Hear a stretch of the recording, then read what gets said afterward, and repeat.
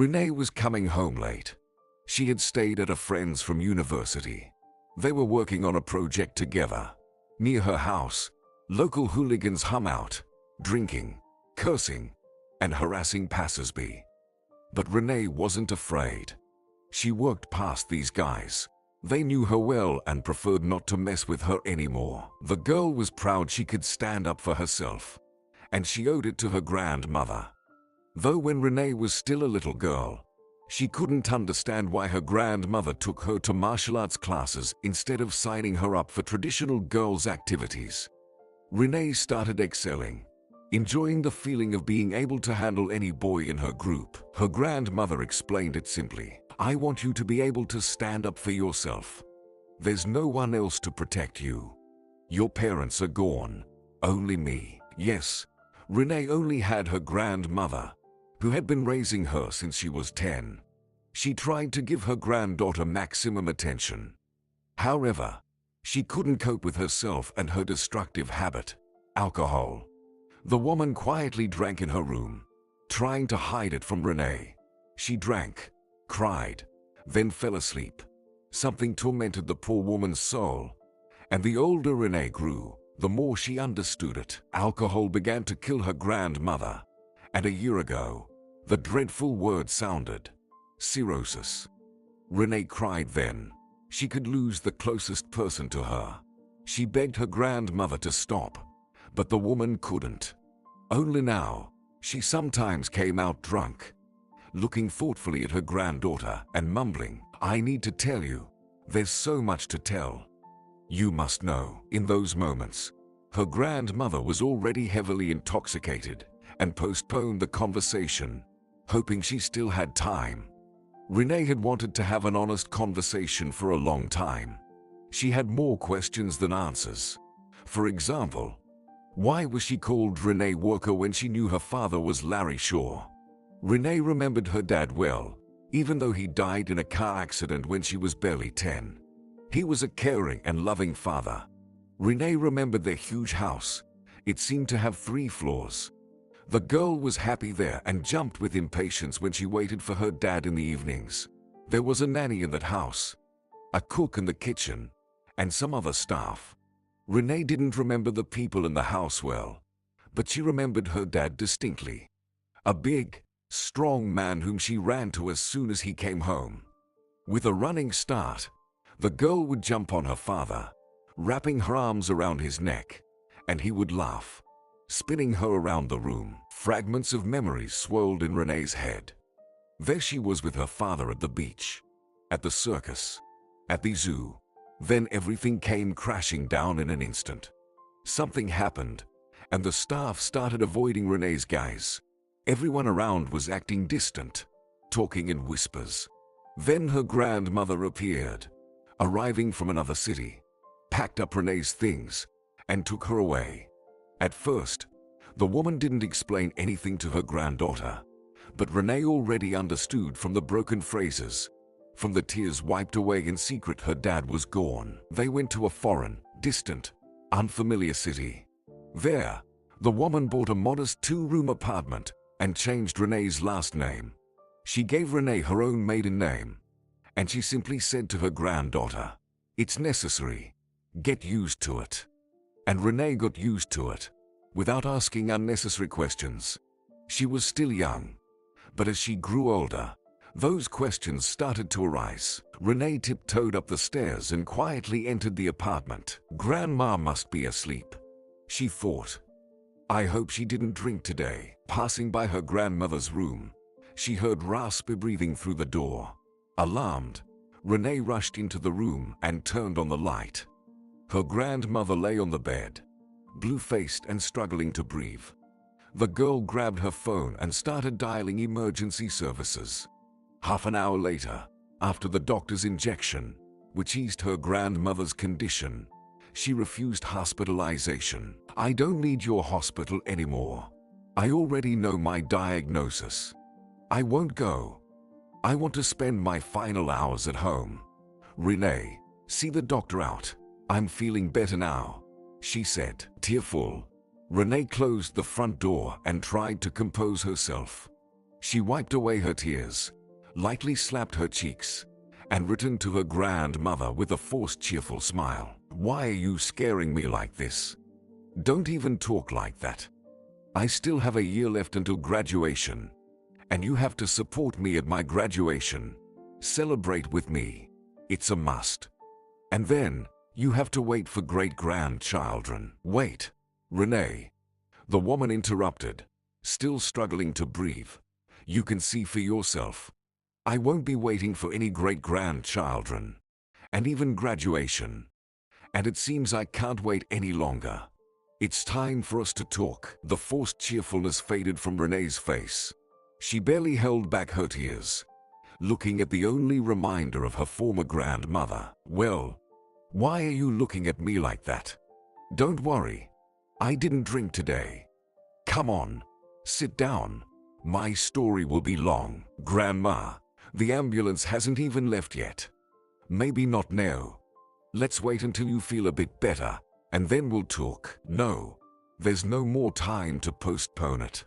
I feel it." "Sit down," I said, the grandmother repeated firmly. Renee obediently sat on the edge of the bed. "I don't know where to start." The grandmother looked thoughtfully at the ceiling. "You remember your father, right?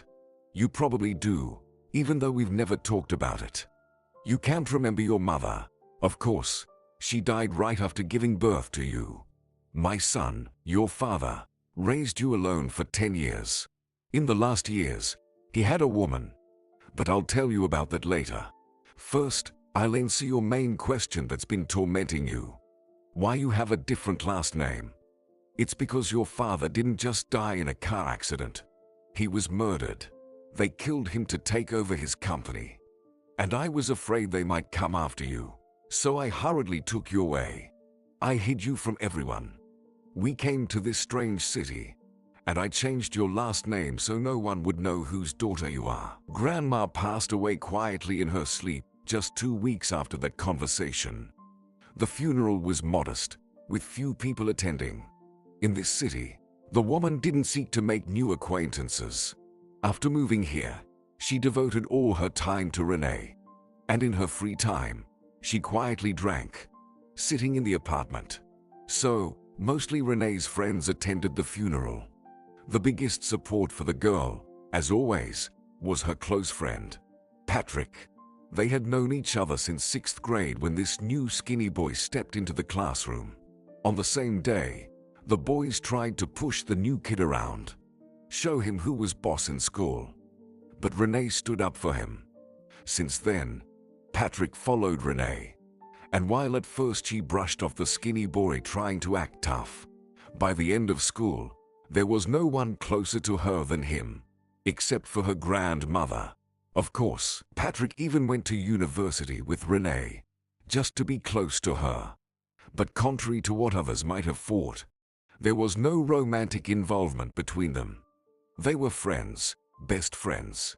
Renee would tell Patrick about her guys, sharing her secrets, and he would talk about his girls. After the funeral, when everyone dispersed, Renee still stood by the freshly dug grave.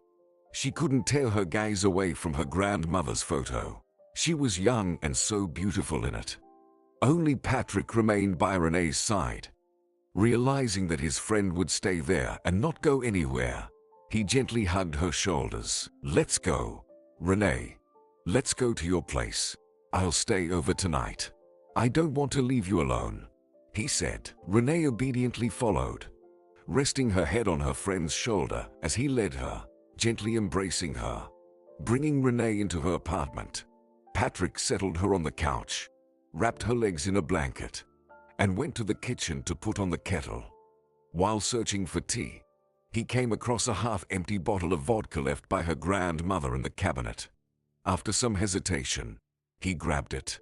Renee was taken aback when her friend handed her a full-shot glass of vodka. "What are you doing?" "I won't. You know it. It's what ruined my grandmother," she said. "Yeah, I know. But today it's okay. Come on, drink. It'll help you relax a bit.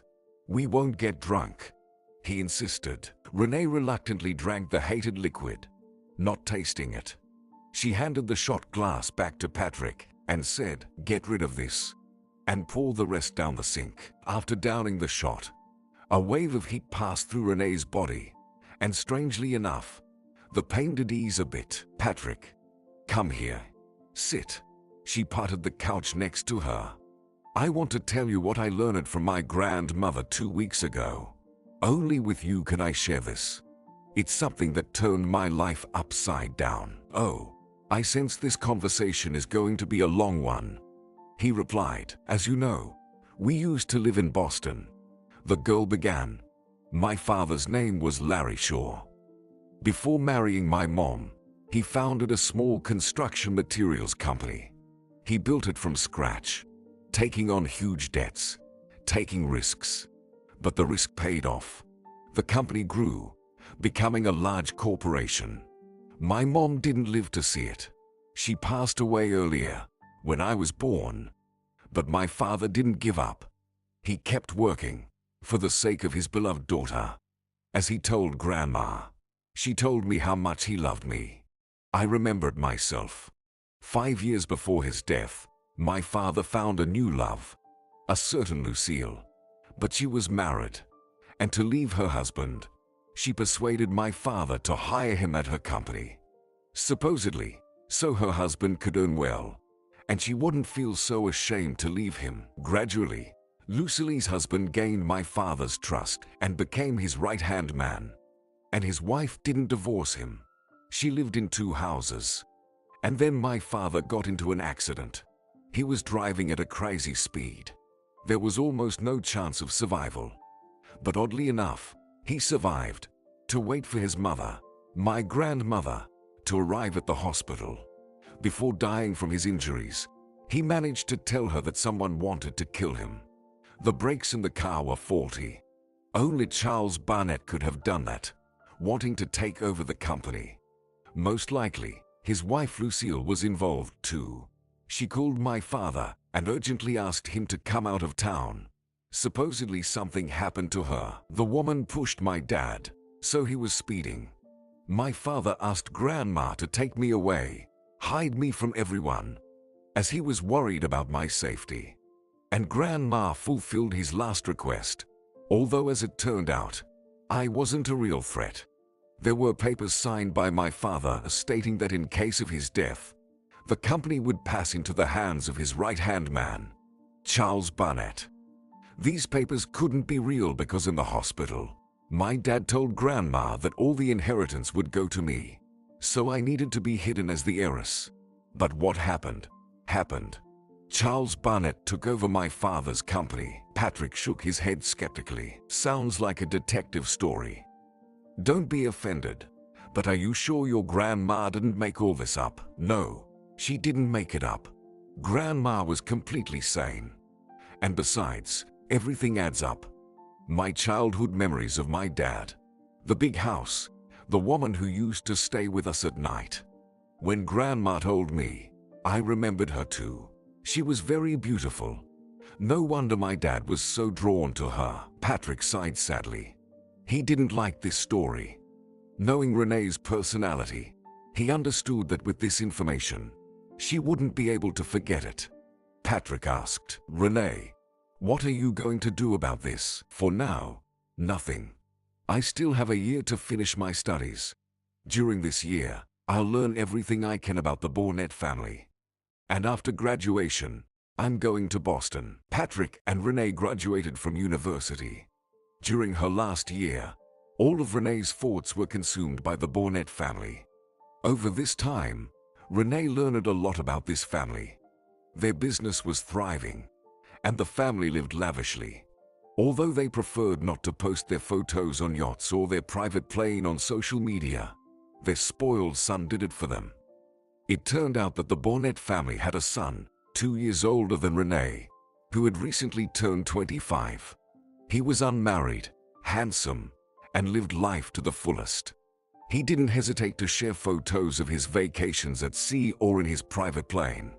Renee felt a deep resentment as she looked at these photos. After all, everything the Barnetts now owned was earned by her father.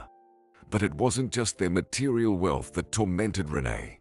It was the fact that they had committed a crime, deprived her loving father of life, and yet they were enjoying life and were happy. Throughout the last year, Patrick tried to dissuade his friend from going to Boston. What are you going to do there? Why do you need this? You won't get any closer to the Barnetts. And even if you could, what would you say to them? I don't know. I don't know yet, Renee said. But I know one thing. I won't have peace until I see them. Initially, Renee planned to go to the Barnetts and create a scene. But over time, she realized how foolish that would be. And then another solution matured in her mind. She wouldn't reveal her identity. Instead, she would try to get close to the Barnett family through their son, Edward. Apparently, he was very fond of girls and frequently changed them. And Renee was beautiful. She always had plenty of admirers. She had dated some of them, and there were serious relationships. But after her grandmother's death, Renee stopped being interested in boys. She knew that until she found peace within herself, she wouldn't be able to love anyone else. Summer. Renee and Patrick are sitting at the girl's house, discussing the future. So, have you given up on this trip? Patrick asked. It's final. I'm moving. Renee said. What do you mean, moving? I thought you were going there temporarily. You'd just take a look at these Barnetts and come back. Have your plans changed? Do you want to leave for good? Patrick inquired. I haven't decided that yet, maybe. After all, I was born there and lived there until I was 10. I want to meet Edward Barnett. Try to make him fall in love with me. And then we'll see. Renee said confidently. Well, really? Why do you need that spoiled guy? Can you flirt with the son of your enemies? Patrick asked. Yes, I can. Renee replied confidently. Patrick admired the determined girl. She could do it. He knew. Renee was so strong, both mentally and physically, despite her fragile appearance. But there was a flaw in her plan. Renee, are you sure you can charm Edward? Look at the photos. What kind of girls he has. They're all model-like.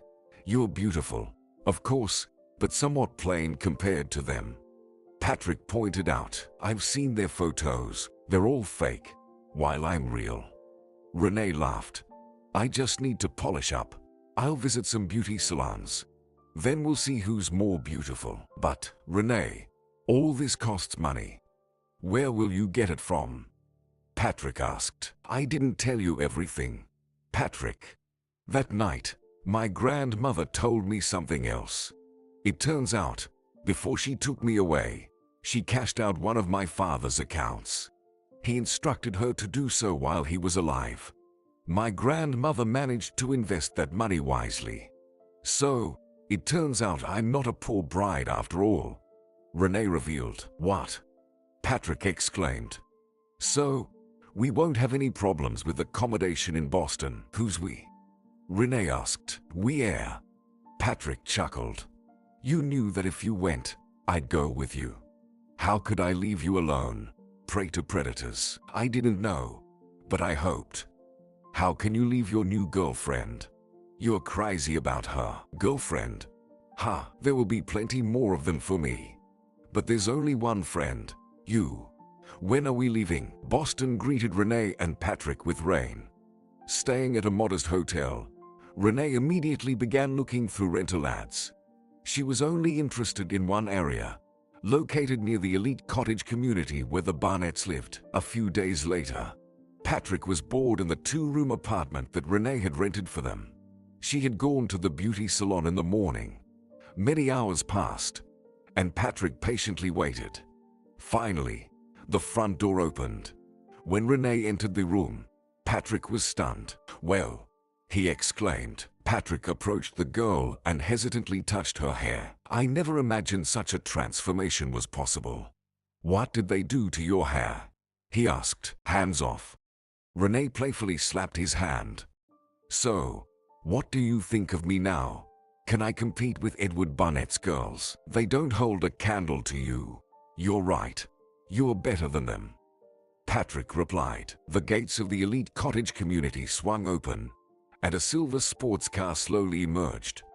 The guy behind the wheel was momentarily distracted by the guard, but as he turned his head, he saw a girl walking towards him, engrossed in her phone. He quickly hit the brakes, realizing that a collision was inevitable. The impact was gentle since the car hadn't gained much speed. Nevertheless, the girl fell onto the asphalt. Edward, who was driving, froze in shock for a few seconds.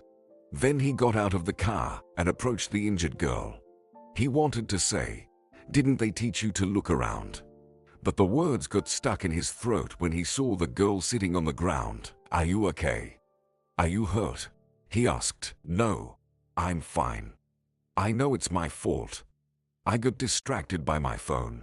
I'm sorry," she replied. Following a premeditated plan, Renee intentionally remained on the ground, waiting for Edward to extend his hand. When he finally did, Renee got up. Edward was amazed. The figure of the girl he had accidentally hit was as beautiful as her face. Edward had had many girlfriends over his 25 years, both regular and models, but they were all the same template, while she was completely different.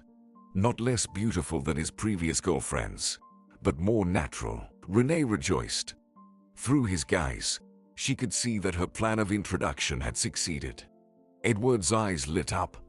Now he wouldn't want to let go of the girl he liked so easily. "You've got dirt on you. Where are you heading like this?" "Let me give you a ride," he said. "Yes, I'm really dirty. What should I do now?" Renee asked. "I'll give you a ride. Let me take you and make up for my mistake." "Where were you going?" Edward insisted. "Now, probably home." Renee smiled. "I need to change, but I live nearby. You don't have to drive me." Renee pointed towards the apartment buildings located near the cottage community where the Barnetts lived. "No, I insist. I got you dirty, so I'll take you," Edward replied. Edward returned to his car and gallantly opened the door. With pretended hesitation, Renee got into the car. Not far away, Patrick breathed a sigh of relief, watching Renee's performance from the sidelines. He was not thrilled about the introduction plan and had been trying to dissuade Renee for a long time. "This won't work. What if something goes wrong? What if you get seriously hurt? We could arrange the meeting differently. We know the clubs Edward frequents. Let's plan your meeting there," Patrick suggested. "Meeting in clubs is too ordinary for him. He meets new people there all the time and might not even notice me. But this way, he'll feel a certain guilt towards me." "I've made up my mind," Renee replied, watching from the sidelines as the staged accident unfolded. Patrick was deeply concerned, only exhaling when Renee got into the car. The car headed towards their rented apartment, and Patrick ran after them. When he caught up, he found Renee sitting with her leg crossed and a self-satisfied expression on her face. In her hands, she held 2 glasses of champagne. She immediately handed one to Patrick. "Let's drink to my success," the girl said. "What success?" "So, he drove you home. What next?" Patrick asked. "The introduction went even better than I planned. Take the champagne. Tonight, there's something like a reception at the Barnett's house. A charity event. Turns out, our Lucille is involved in charity work. Can you imagine? Trying to cover up her sins, I suppose," Renee said. "Not necessarily," Patrick muttered. "It could be a mere money laundering scheme." "Did Edward invite you to his house right after your first meeting?" "Yes," exclaimed Renee. "It's unbelievable. Apparently, I made an impression on him. Initially, he tried to invite me to a club, but, as befits a modest intellectual beauty, I declined. And then he invited me to his mother's reception. Can you imagine?" "I don't understand why you are so excited," Patrick said. "You're not ready to step into that hornet's nest. How will you look the murderers of your father in the eye?" "With a smile," Renee replied. "With a smile and dignity. My legend and manners are rehearsed down to the smallest detail. I'll manage. Trust me." The next day at the Barnett mansion, Edward arrived with a glamorous girl in a beautiful evening dress. The evening proceeded as a buffet, with guests moving between rooms, chatting, nibbling on snacks, and drinking. Lucille Barnett approached her son, who didn't leave his new girlfriend's side for a moment. Something about this girl immediately caught Lucille's attention. Something elusive, vaguely familiar. This girl was nothing like her son's previous girlfriends, who didn't shine with intelligence even in their expressions. This one exuded intelligence and, for some reason, danger. The hostess herself didn't understand why she felt a sense of coldness and unease emanating from this girl, despite her smiling. "Will you introduce me to your new girlfriend?" Lucille asked, hugging her son lightly. "Mom, this is Renee. We just met her yesterday. I accidentally hit her with my car," Edward explained. "No, don't worry. It wasn't serious," the girl reassured Lucille with a charming smile. "Edward slightly bumped me with the hood, but it was my fault. I should pay more attention and less time on my phone." Indeed, Lucille hadn't been wrong. Judging by the way the girl spoke, she was very different from the silly models her son used to bring. Strangely, this didn't please her. Although she had previously urged her son to leave his airheaded girlfriends and find a worthy partner, and she was quite a worthy one. But there was something about this girl that deeply alarmed her. After exchanging a few more words, the woman walked away, hoping never to see this girl again next to her son. The evening unfolded in a warm atmosphere as guests mingled and drank. Renee was honored to be introduced to Charles Barnett and graciously accepted many compliments from him, all with the same smile. Only Patrick, waiting for her at home, could imagine what lay behind that smile.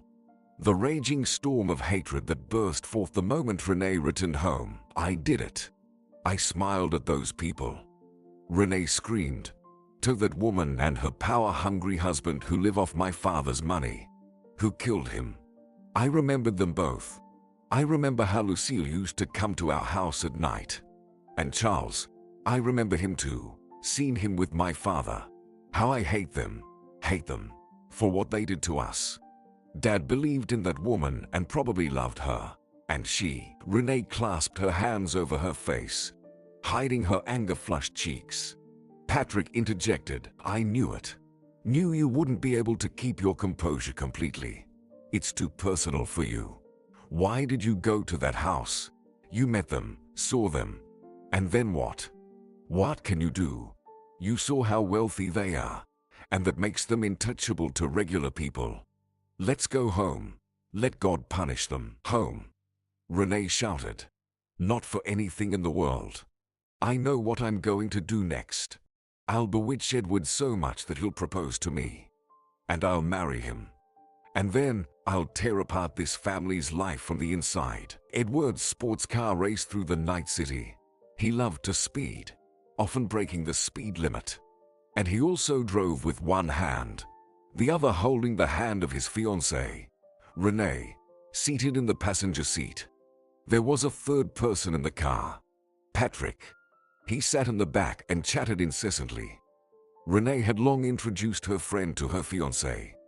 Patrick insisted on it, not wanting to remain in the shadows. It was unclear, but Patrick and Edward quickly found common ground. Sometimes, Edward himself suggested bringing Patrick along. Renee found this surprising. Initially, after meeting Edward, she paid little attention to his character.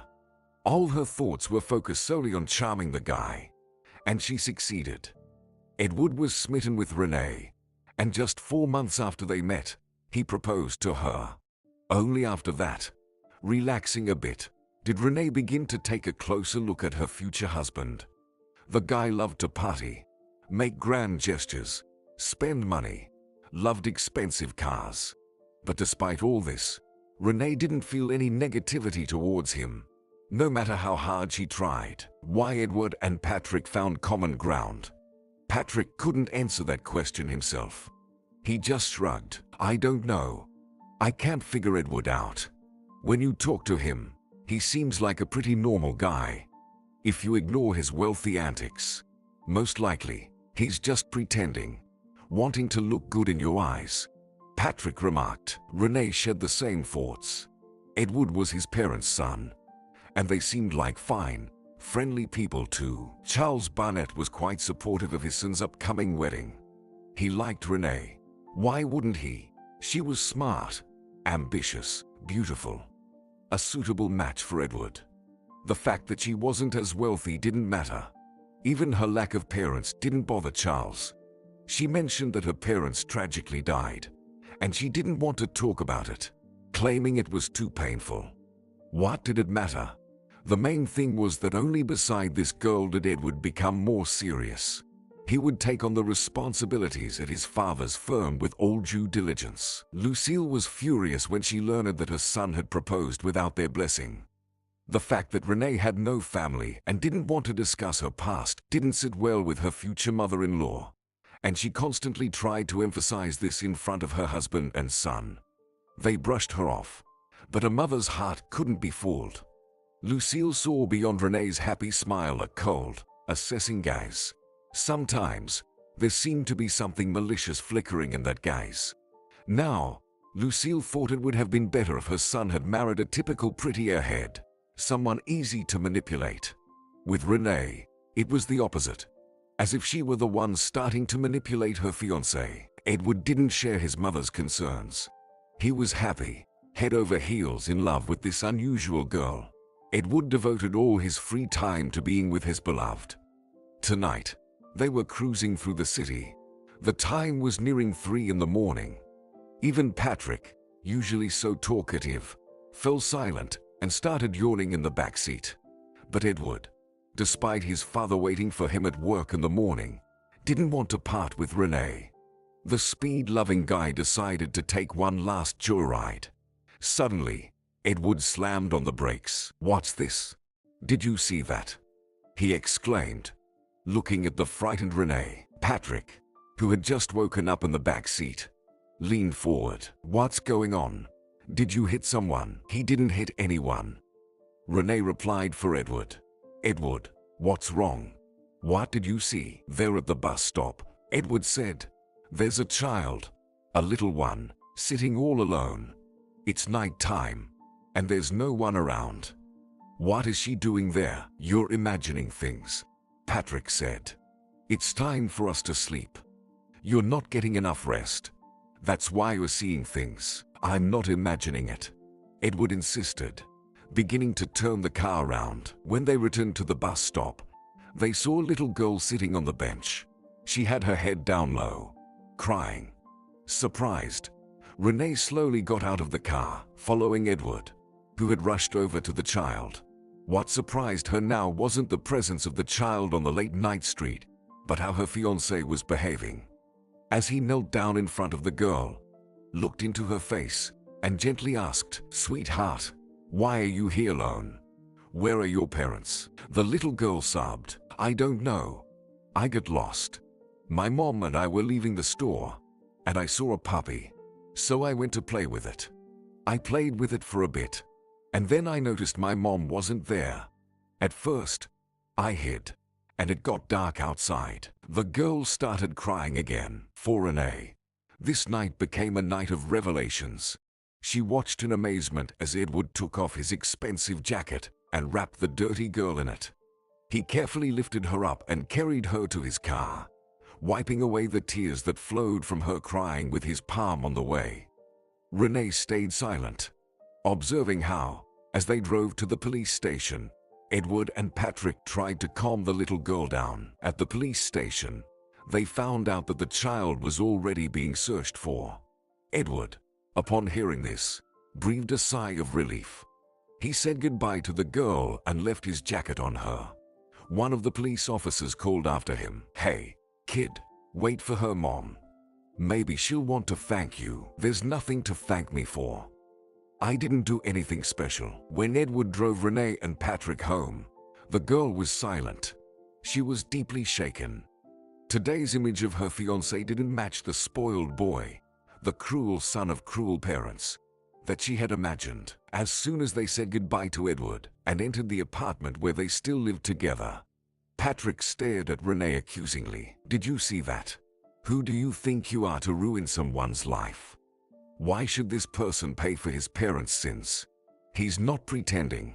He turns out to be normal. You hear me? Normal. Money didn't corrupt him. And I don't want to hurt him. Patrick moved out.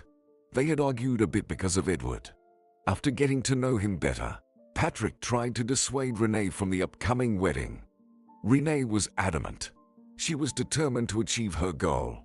Maybe Edward wasn't the person they had imagined him to be. But so what? His parents had ruined Renee's life, and she would do everything to hold them accountable, even if it meant Edward would suffer. Patrick moved out not because of the argument.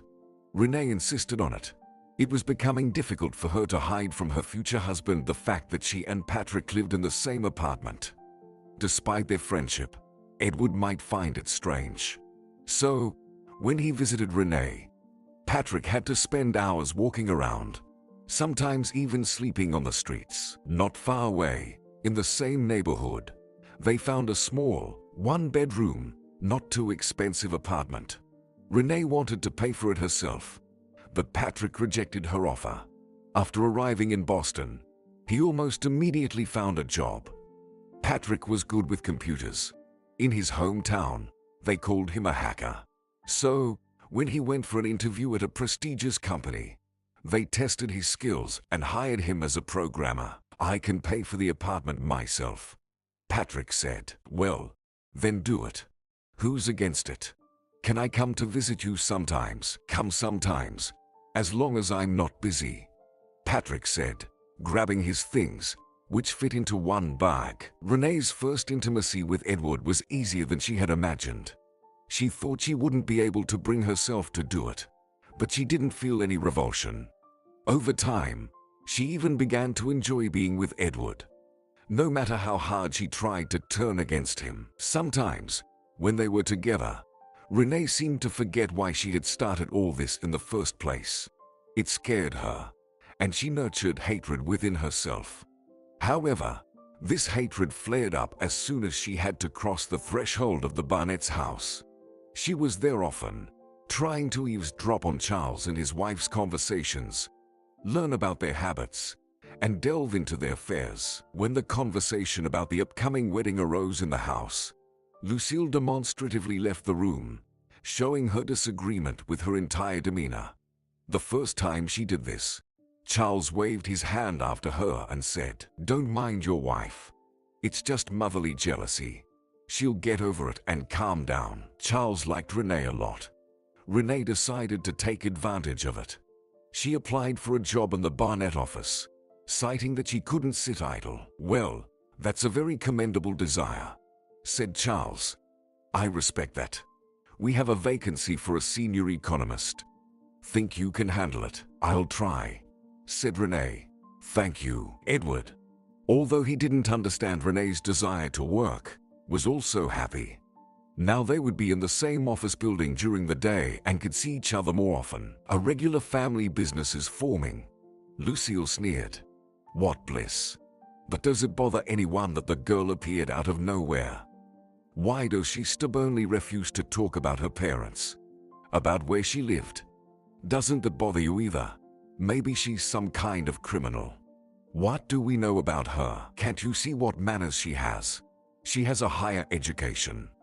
Criminals don't behave like that. Besides, Renee is not poor, which also says something. Edward smirked. Open your eyes, son. She doesn't love you. She's going to marry you. That's enough, Mom. Enough. Edward jumped up. I've tolerated this for a long time, but I won't allow you to speak ill of my fiancée anymore. We love each other, and I will never give her up because of your suspicions. Okay, Lucille said, but let's at least hire a private detective and find out about her past. I told you, no. I won't stoop to such lows. I trust my fiancée completely. I know she has no skeletons in her closet. If you decide to do such a thing yourself, keep in mind, Mom will seriously fall out. Then, after the wedding, Renee and I won't stay in this house, as you insisted. Lucille calmed down, but only outwardly. She decided to wait for her son to calm down and then find out everything about Renee. But then something happened that threw the Barnett couple off balance and distracted Lucille from Renee. One evening, the whole family was sitting in the living room. Renee was there too. They were discussing where to celebrate the wedding when the homeowner's phone rang from an unknown number. Charles picked up the receiver and heard a hoarse, completely unfamiliar voice. "Hello, Charles. You won't recognize me by my voice, of course. After numerous surgeries, I've changed. Let me give you a hint. You're sitting in a house bought with my money. Everything around you is bought with my money. Your son drives a sports car bought with my money. Tomorrow morning, you'll go to the office of my company, which I founded, and which you acquired by deceit. You tried to kill me. So who am I? Say my name. Say it." From the shocked hands of Charles, the whiskey glass slipped and shattered on the floor. As if under a spell, the man uttered, "Larry Shaw." Lucille, sitting nearby, changed her expression upon hearing her husband utter this name, forbidden to be spoken or remembered. Charles, snapping out of it, yelled into the receiver, "Who are you? What nonsense are you spouting?" The hoarse voice chuckled, "You said it all correctly, Charles. Despite speaking and looking differently now, I am Larry Shaw. You thought you killed me and buried me, but you were mistaken. I survived. It took me a long time to recover, but now I'm going to reclaim everything you took from me. But how will you give me back the stolen years of my life?" Unable to bear another second of this voice, Charles pressed the disconnect button on the phone. He stormed out of the living room, ordering his wife to follow him into the office. Renee, with an unaffected look as she sipped her cocktail, glanced faintly surprised at Edward, as if not understanding what was happening. Underneath this nonchalant facade was jubilation. Renee burst into Patrick's apartment. "We did it," she exclaimed. "You called just in time and were very convincing." Charles dropped his glass out of fright. Great voice-changing software. Renee stormed into Patrick's small room, cluttered with computer equipment, and collapsed into the chair. "This is our first major victory," she said. Patrick was unusually serious. "Listen. Yeah, I get it. He was scared. And most importantly, his fear confirmed everything your grandmother said. You're not wrong. This guy is guilty. Now I'm sure of it too. But look, what he did to your dad is very serious. It's a serious crime. And now the Barnetts are scared, thinking someone found out about it. Of course, they won't immediately believe it was Larry Shaw himself who called them, and they'll be looking for who's threatening them. So there's nothing to celebrate here, because if they catch on to you, they'll try to send you after your dad, to the afterlife. And me, as a bonus. Patrick, don't dramatize, please. I understood all this before I even started the war against the Barnetts. But you don't have to get involved and help me. Go home. I won't be offended. I'll continue alone." "Oh, come on." Patrick waved his hand. "You know I won't do that. Tell me more details about how Charles reacted to my call." He was horrified. He ran to the office, calling his wife to follow him. They were there for a long time, talking loudly. I was with Edward. I hardly had a chance to eavesdrop. I only stepped out of the living room briefly, supposedly to the bathroom, and heard just a couple of words. Lucille was shouting, "This can't be." We were at the funeral. It was definitely him. "All right. Tell me what's next in your plan. How are we going to proceed?" Renee grabbed her purse and took out a small flash drive. "Here's the dirt on Barnett." Renee waved the flash drive in front of Patrick. "See what a champ I am. It wasn't for nothing that I got a job in his office. With the help of your password cracking program, I hacked into Charles's work computer during lunch break. Managed to download something that proves his shady dealings with purchasing substandard materials. Now you'll publish all this online, and then he'll get what he deserves. Of course, he'll probably squirm his way out of it, but it'll definitely rattle his nerves. Give it here." Patrick reached out his hand. But first, I want to make sure you're certain that if you do this from your computer, you won't get caught. Right? Because the Bonnet people will be looking to trace the leak. I'm confident in myself. They won't catch me, that's for sure. But what about you? You just started working at the company. And now this. Won't this raise suspicions? No, I don't think so.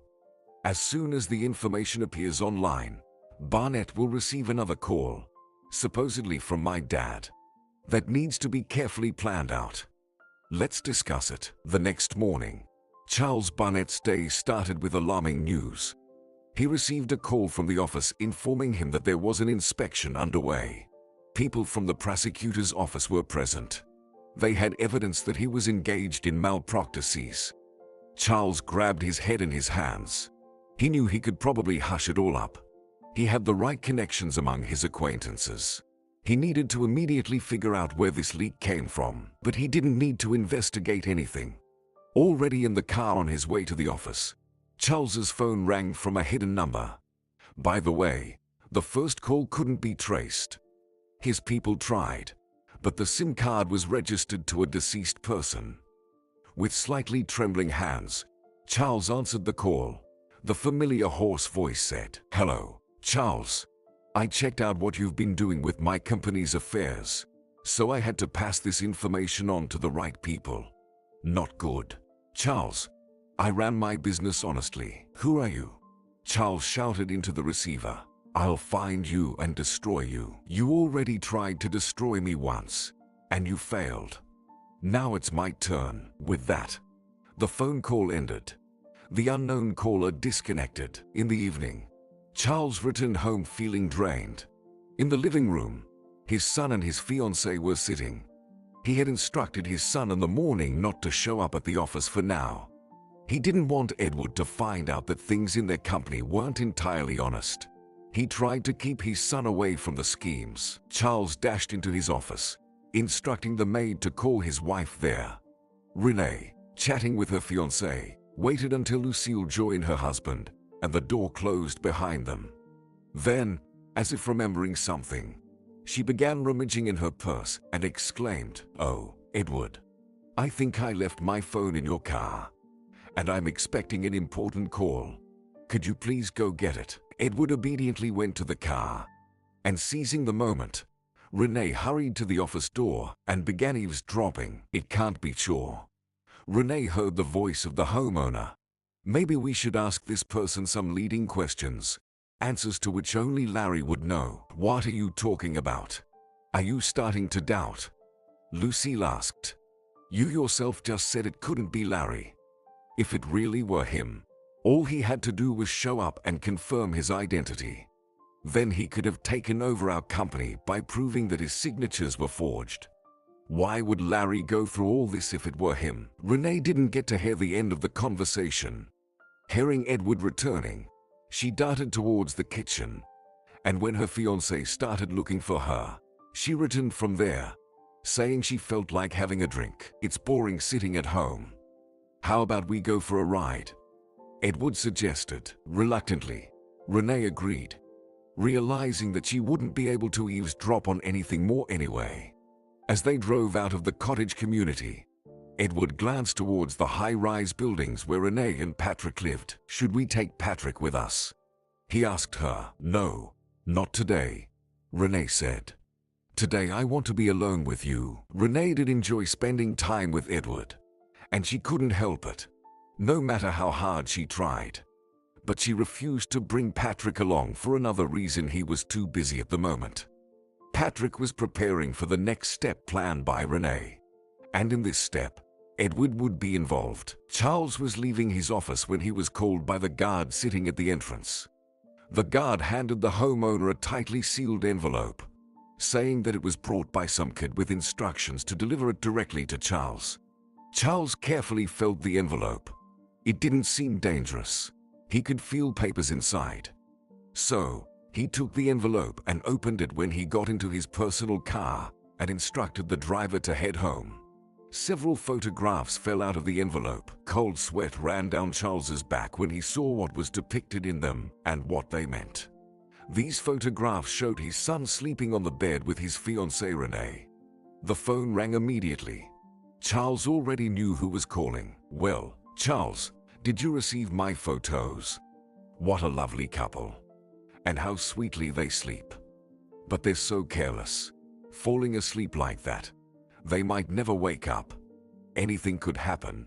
Like a gas leak in the apartment. Or like with me, the brakes failed. And that was it. What are you trying to achieve?" Charles screamed hysterically. "I don't know who you are, but my son has nothing to do with this. What do you want?" "Well, we've come to the main point. I want everything. Everything you own, Charles. It's all mine. I'll send you an account number. You'll transfer all your money there, sell all your real estate, and transfer that too. Don't try to be clever. I know all your assets. And of course, there's no need to sell my company. Once all the cash is with me, you'll transfer its ownership too. Well, that's for later." "Are you insane? I'll never do that. Do you think that sneaking into my son's fiancée's apartment, taking photos of them sleeping, and that's it? I'm at your mercy." "You're at my mercy, Charles. Ever since you messed with the brakes in my car, I had time to think about what happened. Your wife came to me at night, swearing her love. Now I understand. You knew about our affair all along, maybe even set her up against me. I'm giving you a chance to buy yourself off for now, with my money, mind you. But the desire to hurt you is too great, just as you hurt me. And to hurt you doesn't mean taking your life. It means taking the life of someone dear to you. I think that's your son. If money doesn't start coming into my account soon, you won't see him again." At that moment, Charles's son, Edward, and his fiancée were driving out of Boston in his car. Renee was in a good mood, feeling like going for a ride outside the city. She laughed, sticking her hands out the window. Loud music was blasting in the car, and Edward couldn't hear his phone ringing, which displayed Dad on the screen. Moreover, the sound on his phone had been turned down, something Renee had done meticulously, planning everything to the last detail. Edward and Renee drove far out of town and turned onto some country road. There were abandoned buildings that looked like hangars. Renee exclaimed, "I've never been to places like this. Let's drive up to those buildings and see what's inside." Edward agreed to anything his fiancée asked. He admired her cheerful demeanor. He liked her mood. When they pulled up to the abandoned hangars, Edward turned off the car. Renee pulled a bottle of water from her purse, pretended to take a sip, and then handed it to her fiancé. Edward took a few gulps. It wasn't even 5 minutes before her fiancé fell sound asleep, his head dropping onto the steering wheel. No wonder. After all, the water bottle contained a lethal dose of sedative. Pushing Edward from the wheel to the seat, Renee shook him, and once she was sure he was fast asleep, she pressed the car's horn. Patrick emerged from the abandoned building. Grumbling discontentedly, he settled into the back seat of the car. "How much longer do I have to wait? I've been sitting here for over 5 hours. Is he asleep?" Patrick asked. "He's asleep. Sound asleep," Renee replied, checking Edward's pulse on his wrist. Unintentionally, she felt worried about him. "Let's move him to the back seat and drive the car into the hangar, so it's not visible from the road. We need to stay here as long as possible. We'll periodically dose Edward with sedatives." "Are you sure it's safe for him?" "I don't like any of this. We're committing a crime," Patrick said. "And did you forget who we're committing it against?" Renee said. "Against the murderers of my father. The worst part is, I won't be able to prove anything. Do you think I need this money so badly? I'll take it only because it's my father's money. Let Barnett stay poor. But that's not where I plan to stop. I want to hurt them as much as possible. And now we'll see how much they love Edward, and what they're willing to do to save him." Lucille, swollen-eyed from crying, looked nothing like herself.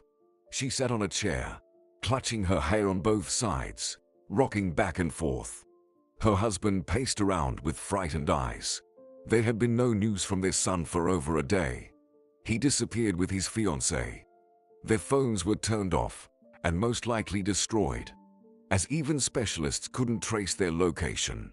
How terrifying it was that despite all his money and connections, Charles couldn't influence what was happening to his son right now. And was he even alive? "What are you waiting for?" Lucille shouted. "We can't do anything anymore. Transfer the money to this account." "I'm transferring it. My guy is taking care of it right now. But this guy also demanded that I sell all the real estate. And that's not something that can be done quickly. Why isn't he calling?" Charles glared at the phone with hatred. Patrick looked at Renee and Edward sleeping in the car with great concern. He was afraid for both his friend and this guy whom he had only recently met. A day ago, Renee insisted that Patrick inject her with sedatives along with Edward. When they were found, they would surely have blood tests done to find out why they had been out of commission for almost 2 days. And based on these tests, Renee had to look like just as much of a victim as Edward. Patrick was against it, but Renee insisted. She said that if he didn't help her, she would inject herself. Patrick had to relent, although he tried to dissuade her. "That's it. Come on, you'll stop at this. Look." Patrick pointed his phone at Renee's face. "Charles has started transferring the money. With that kind of money, you can live in luxury for the rest of your life without a care. Take it and run. Let's leave Edward alone. He doesn't deserve this." "Run, you say? So that Barnett would figure everything out right now and make me their target. They will search. I'm not ready to stop yet. They took my father's money. So what?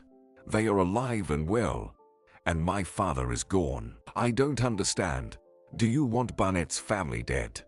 Then your soul will be satisfied." "No, I don't want death. I don't know when I'll be satisfied. For now, I want them to suffer. If everything works out for us now, I'll continue to execute my plan and marry Edward." "But why? What is he guilty of in front of you? Maybe you already admit, at least to yourself, that you've fallen in love with Edward. So what's stopping you from being happy right now? Marry him, not because you wish on his parents, but genuinely. Leave Boston and be happy. Forget about his parents. Forget about the past." "That's enough," said Renee. "What nonsense are you talking? I didn't fall in love with Edward. Yes, maybe he turned out to be a decent guy, and I like him. I even feel sorry for him. He's not at fault in anything. But what was I guilty of? Losing my parents. So let's close this topic. Enough. Are you going to help me or not?" Patrick muttered something in response, but the girl didn't listen to him. She was handing the guy a syringe with a sedative. "Inject it." And so, Patrick sat in the car with 2 sleeping people. He kept an eye on the bank account on his phone. The amount in it was huge. Apparently, the Barnetts were genuinely afraid for their son's life and were willing to give up everything for it.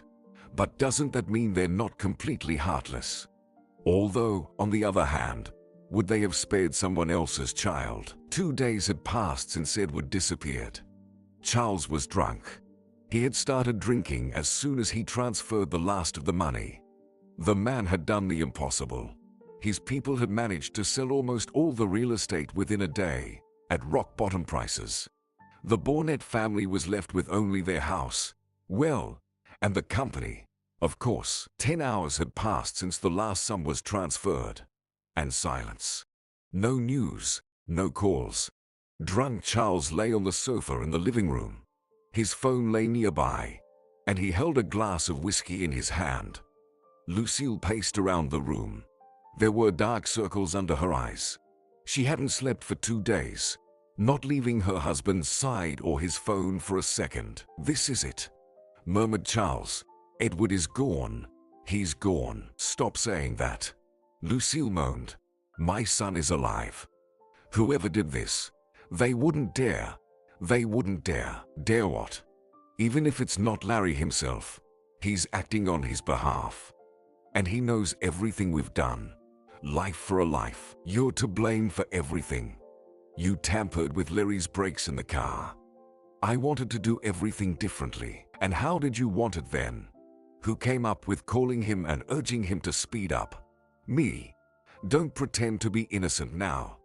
We came up with it together. You also conveniently forgot something, darling.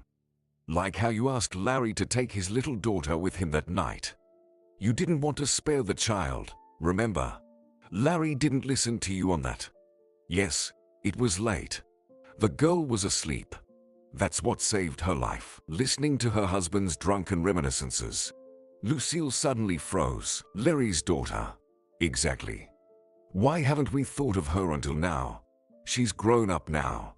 I remember. She's just a little younger than our Edward. What if it's her doing all this? The girl. That's absurd. How could she pull off such things? Besides, she can't know about the tampered brakes. No one could have known about that. Absurd, you say? Remember what his daughter's name was. Renee. Upon hearing this, Charles stood up and began rubbing his temples with his hands. Renee. Yes, Renee. What are you implying? Edward's fiancée has a different last name. It can't be her. She's not like that. Not like that. Do you know her? She appeared out of nowhere. And with her appearance in our family, troubles began pouring in. Behind her calm exterior, there could be a lot hidden. My goodness, why didn't I think of this earlier? Although she initially instilled in me a sense of dislike, Lucille's conjectures were interrupted by a phone call. Charles rushed to the receiver. A hoarse voice on the other end spoke somewhat mournfully, which was strange given the sums transferred to his account. Well, what can I say to you, Charles? You did a great job. You acted promptly. Well, as for my company, we'll deal with it later. My son. What about him? Said Charles. Yes, I understand your impatience. You're lucky. Your son is still alive. But it's really luck. I'll even explain to you how close he was to the edge. There was a bottle of my sedative in your son's car. I decided, as fate would have it, if he drinks it while driving, he'll repeat my fate. Fate decided to spare your son and his fiancée. Remember the place where you can find them. Edward looked on in horror at his unconscious fiancée, trying to shake her awake. Why isn't she waking up? I've been awake for a while now. He asked the doctor. For the 100th time, I'll tell you.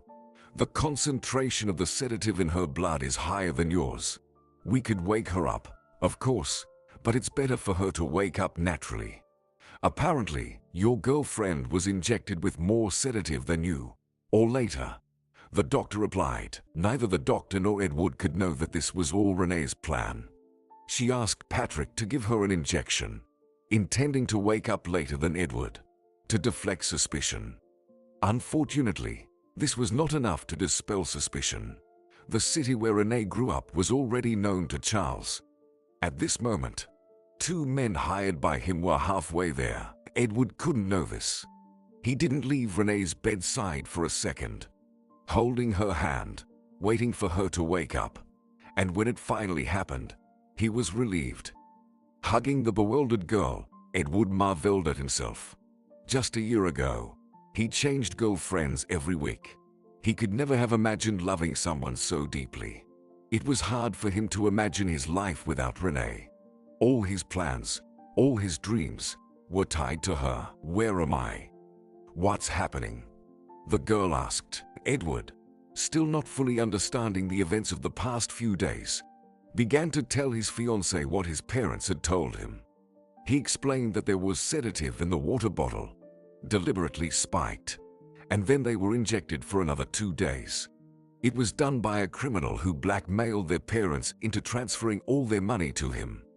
Edward also mentioned that there was security outside their room door, arranged by his father, who would take them to the Barnett mansion as soon as Renee fully regained consciousness. And the police? Did your parents report to the police? What did they say? Renee asked. No. Edward furrowed his brow. I find it strange myself, but my parents refused to report to the police. Their reasons are not entirely clear to me. But they probably want to find the culprit themselves. And if they find him, what will they do with him? Renee inquired. Well, then they'll probably hand him over to the police. Edward replied confidently. Renee wanted to convey to her fiancé that his parents were not as good as he thought. But Edward just smiled. Well, of course, I'm sure. What else could they do? They won't kill him. After all, Edward and his fiancée stayed in the hospital until evening. They underwent all possible analyses and tests. Lucille stayed with her son the whole time. However, in the evening, a phone call forced her to leave for an urgent matter. Before leaving, she instructed the guards not to leave the room for a second. When the doctor said that both Edward and his fiancée were perfectly fine, the security took them home. Along the way, Renee was alarmed that they were not allowed to return to her apartment. They were told they had to go to the Barnett mansion. Edward assured her that his parents were doing this for their safety. Renee's alarm grew. Guards were everywhere, and something told her that even if she insisted, they wouldn't let her out of this house. But what troubled her the most was how Lucille and Charles treated her. The usually friendly man avoided talking to her altogether. Lucille, on the other hand, couldn't contain her hostility. Her voice and gaze carried malice. Edward wasn't surprised. He knew his mother had always been biased against his fiancée. He saw nothing strange in the behavior of the guards or his parents. Renee realized that the Barnetts suspected her, and if they started digging into her past, it would only be a matter of time before their suspicions were confirmed. She wasn't afraid of what they would do to her when they found out the truth. What scared her was how Edward would react to it. Knowing what she had done, he would never look at her with the same love. He would likely even hate her. But why did she care about this now, when her life was in danger? What was happening to her? Could it be that Patrick was right, and she was actually in love? But he's a good person. If he found out the truth about his parents, how would he react? From Lucille's glances, Renee understood that her deception would soon be exposed. And she decided to do something she didn't expect from herself: tell Edward the truth. Part of the truth. The part that benefited her. Renee chose the moment when they were alone in his room. She closed the door tightly and spoke softly. Edward, I've learned something. I've learned why they kept you and me in that Hannah. Don't ask me how I found out. The important thing is that it's true. Listen to me without interrupting. 12 years ago, your father and mother had nothing. I think you remember that. And the company belonged to another man, Larry Shaw. Your mother slept with this man, and your father went to work for him. They betrayed him and killed him by tampering with the brakes in his car. And they illegally took over his company by forging signatures. Everything you owned was gained through murder. And now, as it turns out, either this Larry Shaw survived, or someone from his family is trying to reclaim what was stolen. That's why your parents aren't going to the police. Renee, what nonsense is this? Who could have told you such things? It's all rubbish. My parents are ordinary people, not criminals. How could such an idea even come into your head? Who came up with all this? Just wait. Just for a few seconds. Consider the possibility that it might be true. How would you react then if I were to entertain the idea that it's true? But I don't entertain it. Okay, what would I do? I would distance myself from them and leave, never to see them again. And I wouldn't take a penny of their bloody money. I'd start over from scratch. The lack of money doesn't scare me. Believe me, what's much scarier is actually being the son of such parents. But I don't believe in it. I can't believe it. Renee sighed once more. She hadn't misjudged Edward.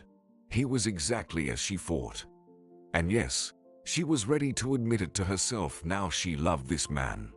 Patrick was right. Perhaps she should have stopped earlier. Renee sensed that something was happening. From the second floor of the mansion, she saw two unfamiliar men entering Charles's office. One of them was carrying a folder. Lucille also entered. Charles already knew. They had dug up something interesting. Without saying a word, One of the men laid the folder with papers in front of Charles. With some nervousness, he took out the sheets.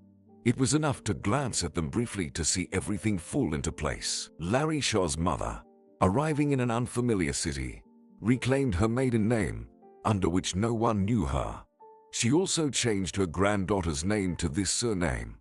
So Renee Shaw became Renee Walker, and she lived under this name in that city.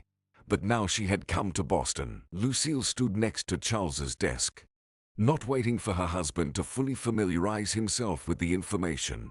She snatched the sheets from him and began to read them. The spouses exchanged glances but remained silent, unwilling to discuss it in front of strangers. Charles took out a sum of money from the desk drawer and handed it to one of the men. After that, they promptly left. Lucille triumphantly said, "I told you so. I always felt that there was something off about this girl from the very beginning. But you didn't listen to me." But how did she pull all this off? Abducting Edward. It's just unreal for such a fragile girl. She wasn't alone. She has accomplices. We need to find them. But right now, we need to do something about Renee herself. She senses that we've figured out who she is. I can see it in her eyes. We can't let her escape. We need to get her out of our house immediately. Where to? Charles asked. These things are prepared in advance. I've prepared for it. While you hesitated and waited for the results, I found a small abandoned building outside the city. Most importantly, it has dark basements. We'll take this girl there. I found the owner of the building and rented it for a month. No one will go there for a month. We can easily keep Renee there until she returns our money. And then, Lucille hesitated. Yes, what do we do with her afterwards?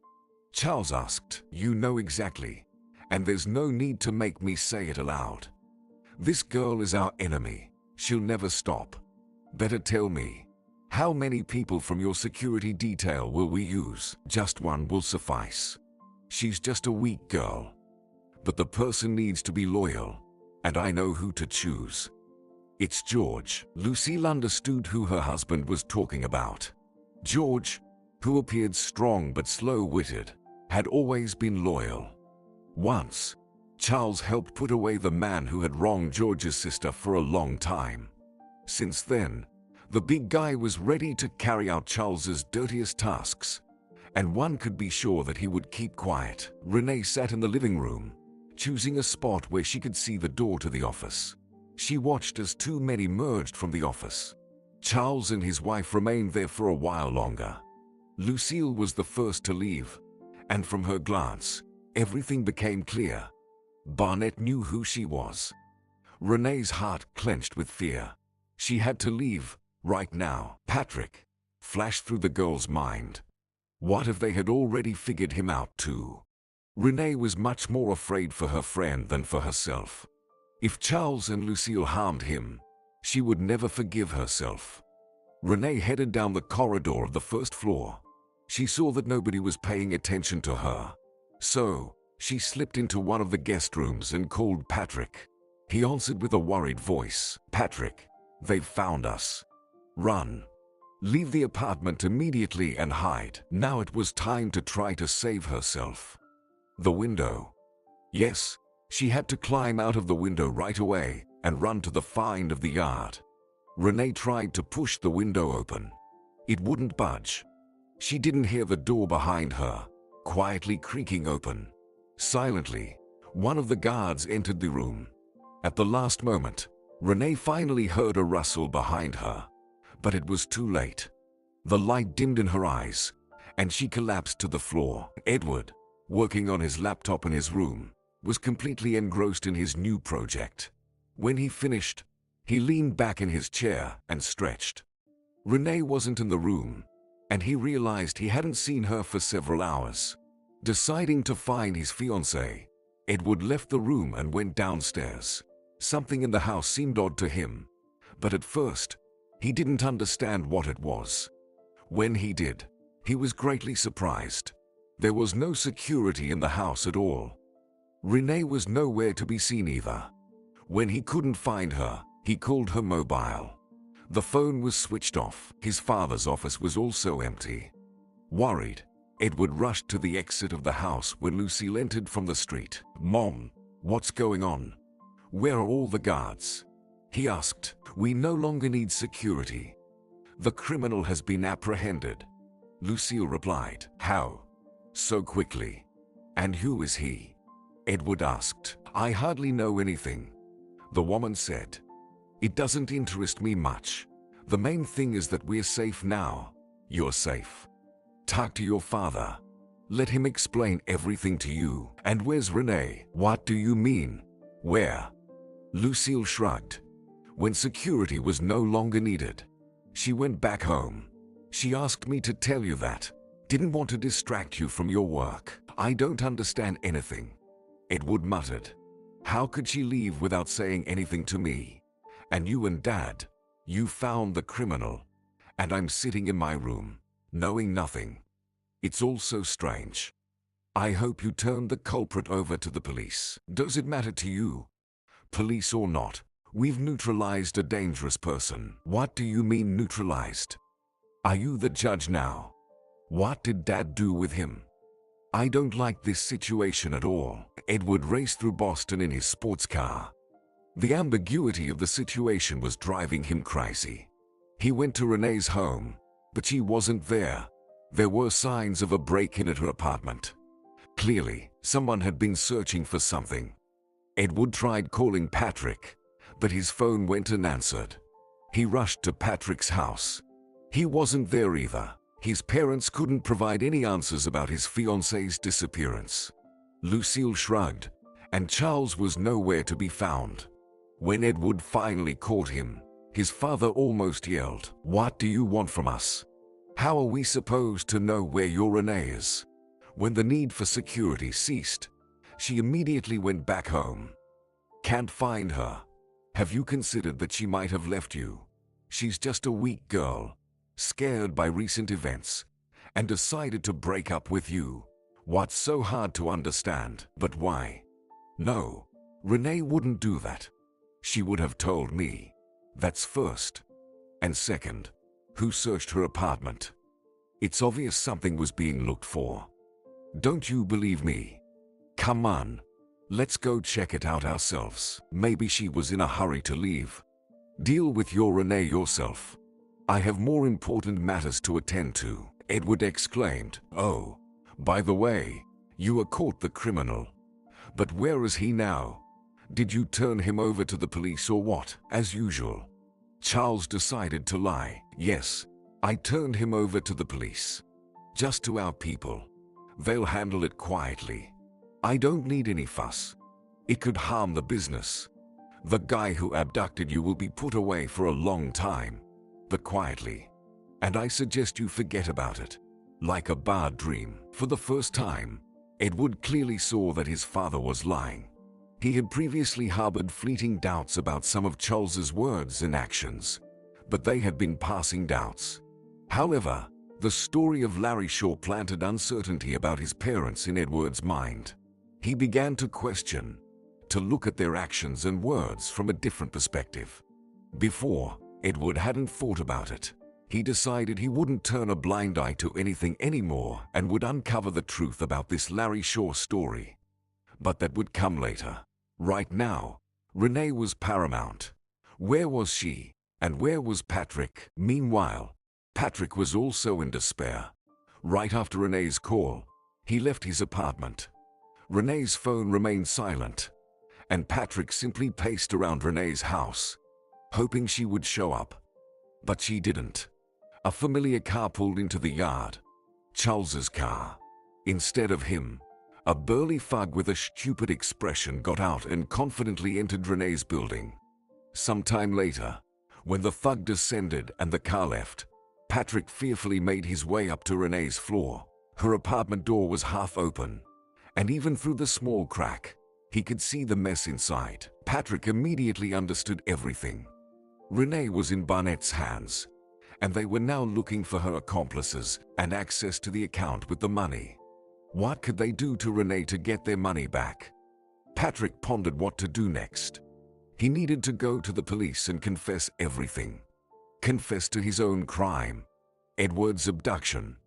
Patrick was ready for it, as long as it meant rescuing Renee. Almost making up his mind, he hesitated. The police.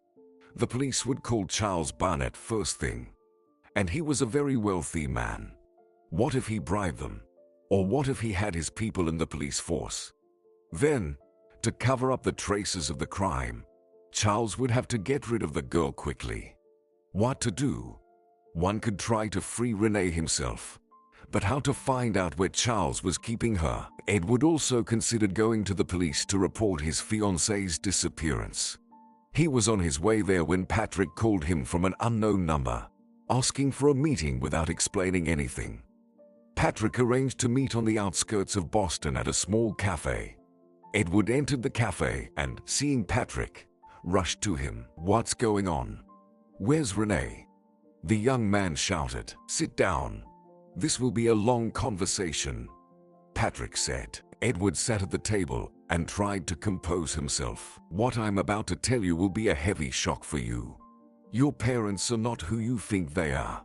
They took over Larry Shaw's company by killing him." Patrick began. "Yes, I've heard this story," Edward said. "Renee told me, but I don't believe it. She said either Larry himself survived or his relatives organized our abduction to reclaim their money." "That's it," Patrick said. "Renee told you all of this, and you don't believe it. But you should. This story is true, as well as the fact that your parents killed him." But Renee lied a little further. This Larry had a little daughter. Her grandmother hid the girl, took her to another city, changed her surname, leaving only her real name. The girl's name was Renee. "Renee?" Edward asked.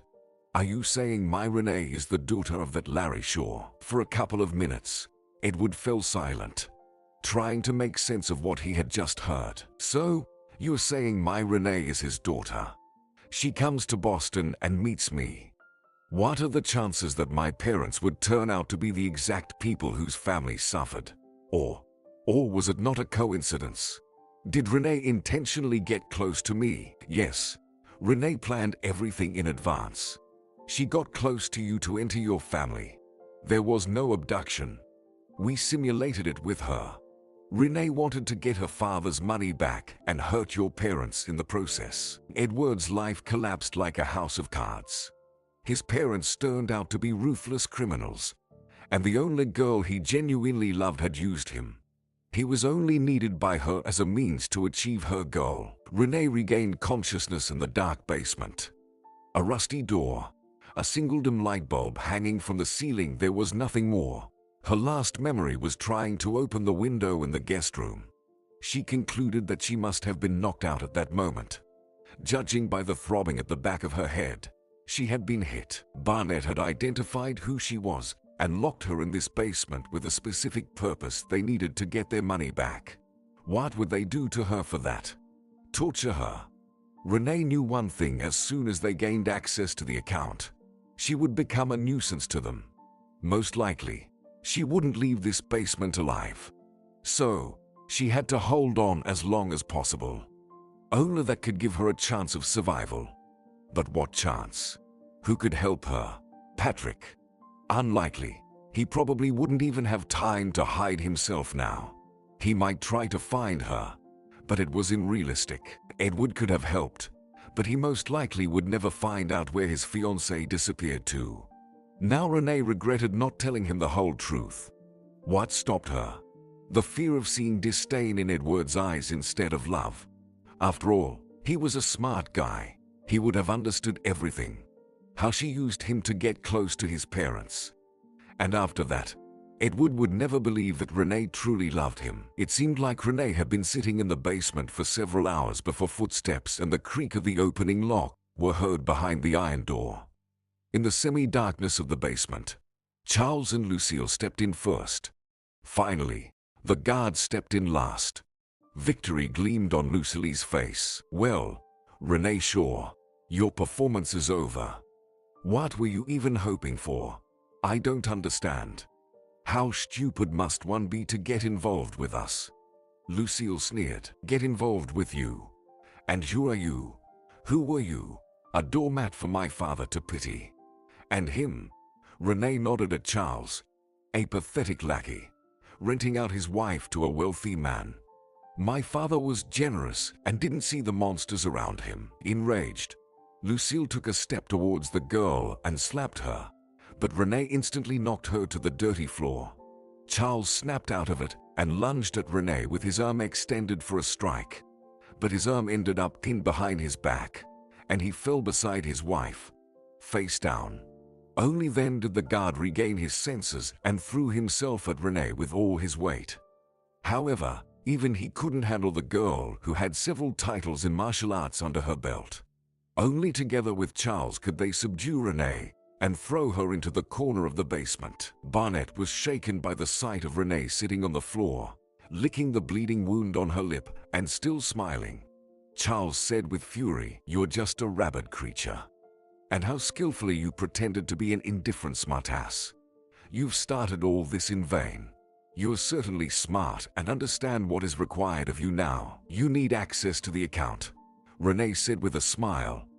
"But you won't get it. You can do whatever you want with me. Those funds are not yours.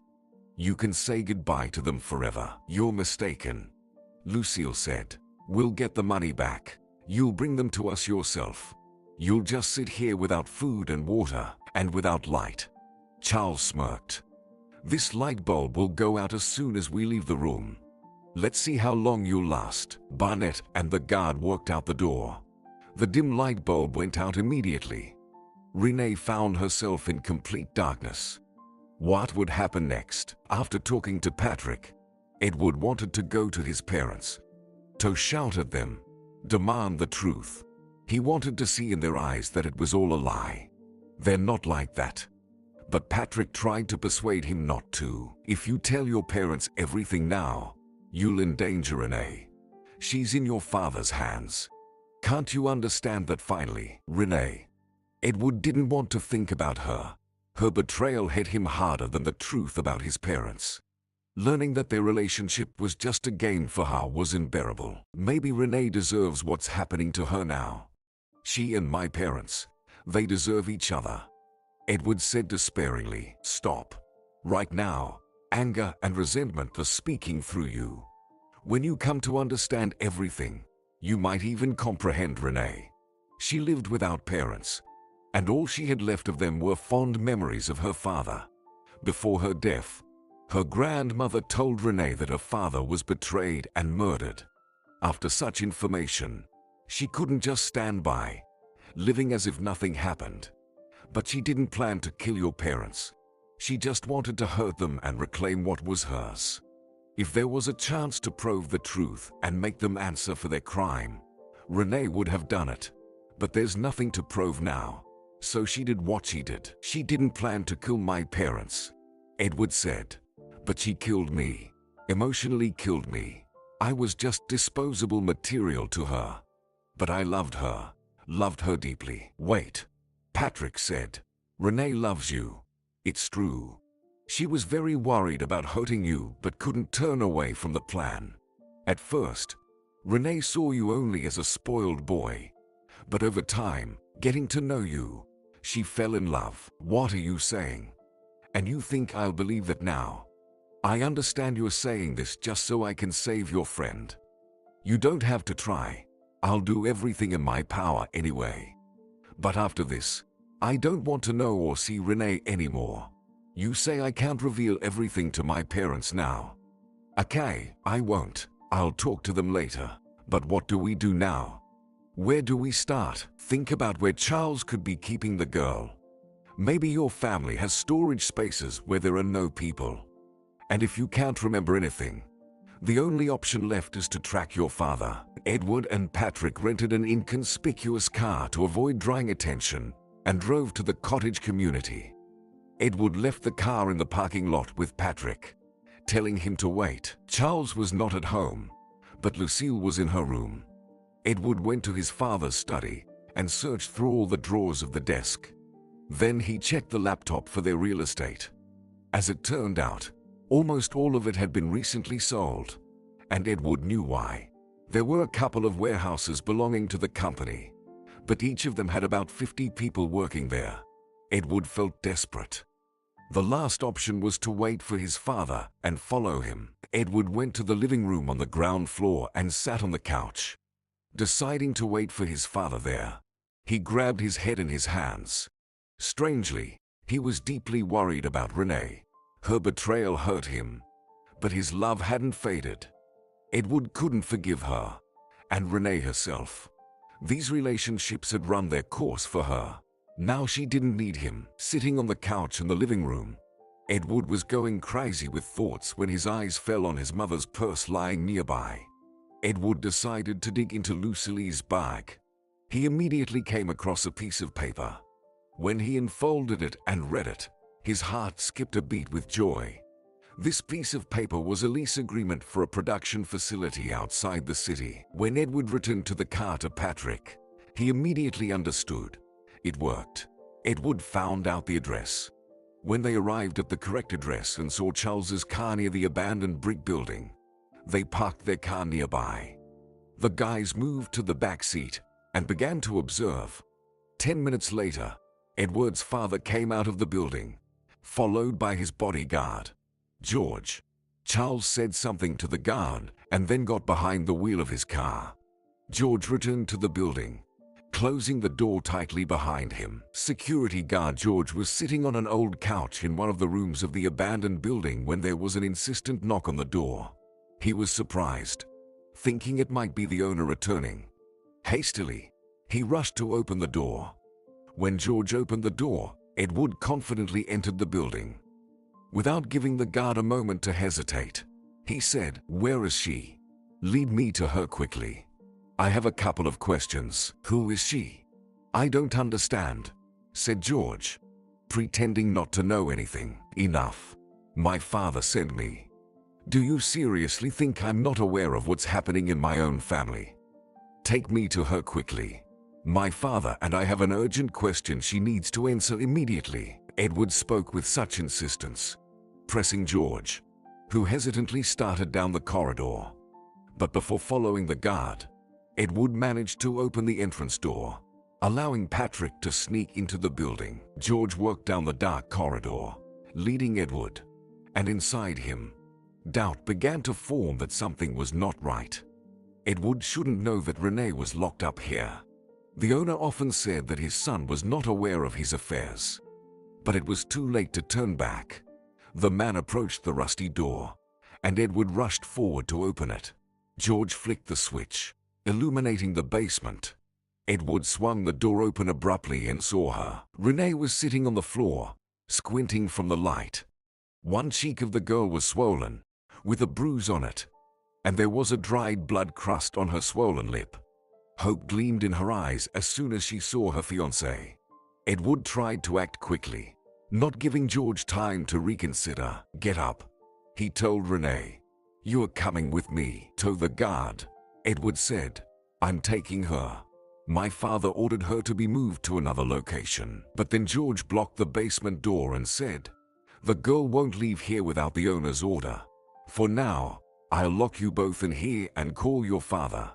I'll do as he says." Frozen in the corridor behind the door, Patrick, who was sneaking behind George and Edward, realized it was his turn to act. In his hands, Patrick gripped a broken piece of lumber. He had to knock out the guard now. George stood with his back to him, and the blow to the back of his head was quite strong. The guard didn't even stagger. With widened eyes, Patrick watched as the huge man turned toward him and prepared to strike. Then Renee intervened. She leaped into action and knocked George to the ground. She swiftly pushed Edward out of the room and dashed out herself. The heavy bolt on the door closed just in time. Immediately after, there was a push against the door. Shivering from the cold and excitement, Renee ran to Patrick and kissed him on the cheek. Then she took a step towards Edward, but her fiancé recoiled from her. Renee realized that what she had feared had happened. There was no longer love in Edward's eyes, and he only saved her because he was a decent person. But he would no longer treat Renee the same. Seeing the awkwardness between the pair, Patrick hurried them. Let's get out of here quickly. This brute will soon be calling his boss. Where should I take you? Asked Edward, settling behind the wheel. I rented a small room in one of the districts. Take us there. The girl couldn't warm up after the cold basement. Edward drove silently and tensely. Meanwhile, Patrick chatted incessantly, telling how they found Renee. He tried to lighten the mood. Renee timidly placed her hand on her fiancé's shoulder. Edward didn't jerk away or brush her hand off. Quietly, he said, "Remove your hand, Renee. There's no need for all of this. Will you ever be able to forgive me?" The girl asked. "Forgive you? What do I have to forgive you for? You didn't consider me. I was just a pawn to you. I respect you. You had to have determination to pull this off. And you almost did. You just had to disappear at the right moment after getting the money. But you decided to stay, to finish the job and get the company too. No, not because of that. I stayed because of you. I didn't want to leave you. Don't be hypocritical, Renee. Enough. I understand you. I understand why you acted this way. Why your anger towards your father's killers drove you. I'm very sorry that I became a pawn in your game, that I fell in love with you." The Barnett mansion greeted Edward with silence. Near the door of the office, Lucille paced with a grim expression. Edward immediately understood that his mother was waiting for him. That meant his parents knew everything. Edward approached his mother, who silently gestured towards the office door. Charles was sitting at the desk. Edward approached the table and defiantly looked at his father. "I don't know how you found out," Charles shouted, "but why did you let that girl go? What did she tell you? Do you know she drugged you with sleeping pills for 2 days? And for what purpose? To extort our money, which she succeeded in doing. There was no other criminal. It's all your Renee." "I know, Dad, but you forgot to tell me why she did it. She was reclaiming what was rightfully hers, wasn't she? It's her inheritance from her father, whom you killed." "What nonsense. Who told you all this? Whom do you trust more, us or that girl?" Lucille said. "Mom, don't lie," Edward replied. "I know the truth. It turns out I've been living a lie my whole life, surrounded by your pretense. You pretended to be normal, but who are you really? Monsters. Enough. Whatever we are, we're still your parents. And thanks to us, you lived in luxury, lavished money, drove expensive cars, vacationed abroad. Yes, maybe the money wasn't turned entirely honestly, but so what? We have it. And you should accept that and become a worthy son, not a naive fool who thinks you can live well without getting your hands dirty. Yes, son, sometimes you have to get your hands dirty. Do you even realize that by letting Renee go, you left us without money? Besides the company, we have nothing left. And to make it function properly and bring in the same income, we need investments. If we don't invest, there's a risk of bankruptcy. Do you understand that? We could become poor. Where is Renee hiding? Answer immediately. And what will you do, Dad? Extort money from her, and then kill her, like her father. Am I right? Yes, you're right. I'll do just that. So what? When you were splurging money, the moral aspect didn't bother you. From now on, you'll take an active part. You'll bring your girlfriend yourself. If you don't want to live in poverty, I'll live, as you put it, in poverty. Anyway, from now on, I don't need this money or the company obtained through murder. I disown you. I no longer have parents. If Renee had the opportunity to prove your crime, I would help her, not because I love her, but because I believe people should be held accountable for such actions. And here's something else. You no longer have a company. You'll transfer it to the rightful owner, Renee Shaw. You can start preparing the documents. And then what? What will happen? Charles said, looking at his son as if he were an enemy. If you don't do it, I'll go to the press. I'll tell the truth about you everywhere. And even if Renee and I have no evidence, People will believe me. By the way, we managed to film Renee being beaten in the basement. This video could be online tomorrow. I'm your son. I'll testify against you. And what will you do? Get rid of me. What are you doing? Son, have you gone mad? We're your parents. We raised you. We love you. This girl has driven you insane. You, no matter what, should always be on our side. Lucille sobbed. No, Mom. Edward replied. I can't hate you for what you've done, but I can't accept it either. Right now, you're like a stranger to me. A very cruel person. I no longer have parents. If you don't transfer the company to Renee, I'll do what I said. You can kill me. Charles looked at his wife, questioning what to do next. This boy was their only beloved son. They had tried all their lives to keep him away from their dirty dealings, and he had grown up this way. What could be done now? Edward hadn't been in touch with Patrick and Renee for a week already. The girl and her friends still lived in the same room. Although Patrick urged her to leave, she had regained her composure. But she couldn't leave here. After all, it was the only place where Edward could find her. They didn't even have phones now. Patrick was losing it. We need to get out of here. Why are we dragging this out? We don't know how things turned out with Barnett. Of course, they won't torture their own son, but they'll try to convince him. What if they succeed? It's been a week already, and he hasn't shown up. During this time, he could have changed his mind. Patrick ranted. No, stop it. Renee said. Edward couldn't change his mind. He will never do that. I'm sure of it. What a fool I was. Remember, you urged me to forget about your plans and to marry him for real. Why didn't I do that then? I got what I wanted, my father's fortune. But I don't need it. I love Edward. If I could turn back time, I could have turned a blind eye to his parents' crime, never seen them again. But forget it.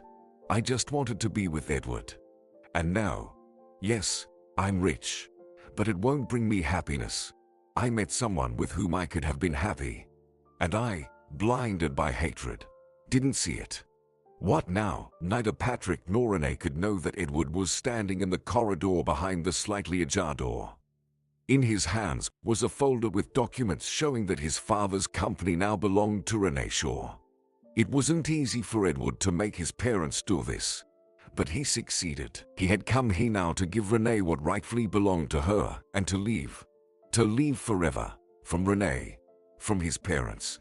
To go far away and forget the past life, like a bad dream. It was hard for Edward to look Renee in the eyes. He couldn't rid his heart of love for her. But he couldn't live with someone who had used him either. Edward hesitated a bit, opening Patrick's room door, and heard the beginning of the conversation. He froze, wanting to listen to the end, and as a result heard Renee's confession. When the girl fell silent, Edward quietly closed the door and left. He dashed outside, inhaling the fresh air deeply. He needed to process what he had heard. Renee loves him.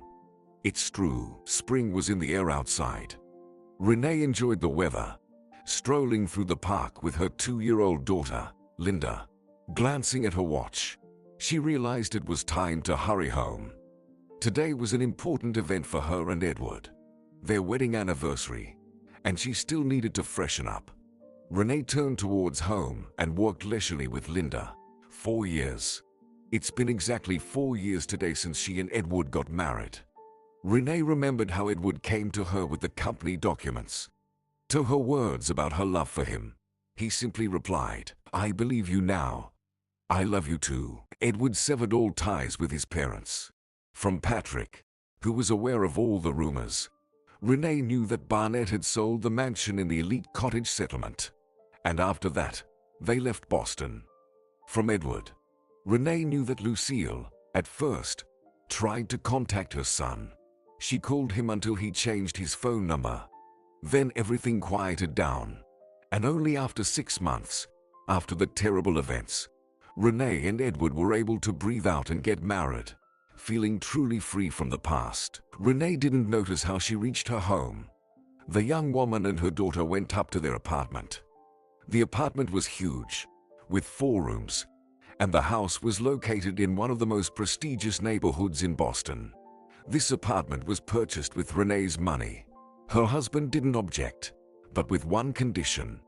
They would live solely on his earnings. No longer wishing to have any connection with that company, the guy started his own business project, which brought in a decent income. Edward insisted on selling the company, but Renee showed stubbornness. Her father had built this company, and she didn't want to sell it. She appointed her best friend, Patrick, as the manager, who was doing quite well in that position. The company flourished. Patrick became important, dressed in expensive suits, drove a nice car. A year and a half ago, he married a beautiful and modest girl and was happy in marriage. Very soon the nanny should arrive, who will stay with her daughter Linda for the evening, as Renee and her husband planned to go to a restaurant. When the nanny arrived, the young woman went to the bedroom to put on her new evening dress. Renee was looking forward to this night out. Edward worked a lot, trying to support the family in comfort. He was only at home in the evenings, and outings together became increasingly rare. Renee put on her dress, applied makeup, and styled her hair. Edward was running late. Renee called her husband. Edward replied that he was stuck in traffic and would be there soon, but there was something strange in his voice, as if he had forgotten about their anniversary. The evening didn't start off well. Edward didn't pay attention to his wife's new dress, didn't comment on how it looked, which was unlike him. At the restaurant, Edward was lost in thought, not really listening to what Renee was saying. Dinner was a bit awkward and ended quickly. Returning home, Edward blamed a headache and went straight to bed. Though disappointed, Renee didn't say a word to her husband. Maybe he was in a bad mood. Maybe work was stressing him out. But he remained the same the next day and in all the days that followed. When Renee tried to talk to him, to find out the reason for his preoccupation, Edward evaded the answer. Then he started coming home late from work. Sometimes he returned well into the night, citing urgent matters at work. Something was going on. Renee felt it, but couldn't understand what. One day, Renee stopped by her husband's office. Several other people worked there with him, and she asked about the progress of their joint project. It turned out everything was going fine. So, it wasn't about work. Then what? Renee resisted the terrifying thought that plagued her. Her husband had someone else. It would have been a logical explanation for his recent behavior, but Renee couldn't bring herself to believe it. She loved her husband so much and believed in his boundless love. But if she entertained the thought of a rival, it would explain everything. As for the work delays, Renee now knew for sure that her husband was lying to her. Patrick was in a good mood as he drove to work when Renee called him. There was excitement in her voice. "Patrick, hey, can you come over now? I really need to talk to you." "Can't it wait? I'm on my way to work," Patrick said. "No, I can't wait any longer. If I don't talk to you now, I'll just go crazy. Please come." Arriving at Renee's apartment, Patrick first greeted his goddaughter with a kiss, then turned to Renee. "Is Edward not here yet? Is he at work?" Patrick asked. "Of course he's at work. I need to talk to you in his absence," Renee replied. "What happened?" Patrick inquired. "I think Edward has someone else," Renee confessed. "That just can't be." "Why do you think that?" Patrick exclaimed. "Well, he stopped talking to me, doesn't tell me about his day anymore, became very distant, and most importantly, Edward started staying out late, claiming he's working. But I found out he leaves work on time. He's lying to me." "So what? Maybe something happened to him. Maybe there are some troubles he's trying to sort out," Patrick suggested. "What troubles that he can't share with me? We've always dealt with everything together. Why would everything change now? And if it has changed, it means Edward has grown cold towards me and doesn't want to share his problems anymore."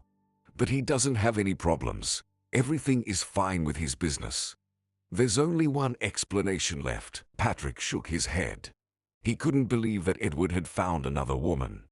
He knew how much Edward loved his wife. No, there was something else going on, and Renee was getting herself worked up over nothing. What do you plan to do? Patrick asked. If Edward has a girlfriend, I'd rather know about it right away. I want to know the truth. I didn't just call you to talk. I want you to keep an eye on my husband and find out where he goes in the evenings. Renee replied. Me? Exclaimed Patrick. I can't do that. Edward is my friend. Not as close as you, but still very close. I don't believe in your suspicions, and I'm not going to spy on my friend. Edward forgave us for some pretty serious things, and here you go again. You have a happy marriage. You love each other. So why are you so eager to ruin it all? It was a happy marriage. Until recently. And yes, I love my husband, but I'm not sure about him anymore. I'm not asking you to do the surveillance yourself. Hire a professional for the job. Please, do as I ask, and as soon as possible. I can't take it anymore. Realizing the desperation of his friend, Patrick reluctantly agreed. He went to one of the private detective agencies he found online. The young man working there, introducing himself as a private investigator, assured Patrick that he would handle everything professionally. Just 2 days later, the private detective called and arranged a meeting. Patrick went to the agency, and the young man laid out several photographs on the table. In the photos, Edward sat at a table in some small, poorly furnished room, and next to him sat a woman. Seeing her face, Patrick flinched. He gathered the photos, put them in an envelope, thanked the private detective for his work, and paid him. In the morning, Renee could barely wait for her friend. When Patrick arrived, she rushed to him. What did you find out? Come on, spill it. I can't wait any longer. She exclaimed. Yeah, your husband is meeting with a woman. Take a look. Patrick handed her an envelope with photos, and when Renee saw the faces in the photos, they slipped from her hands. Yes, Renee, your husband is meeting with a woman. But this woman is his mother. Mother, Renee muttered.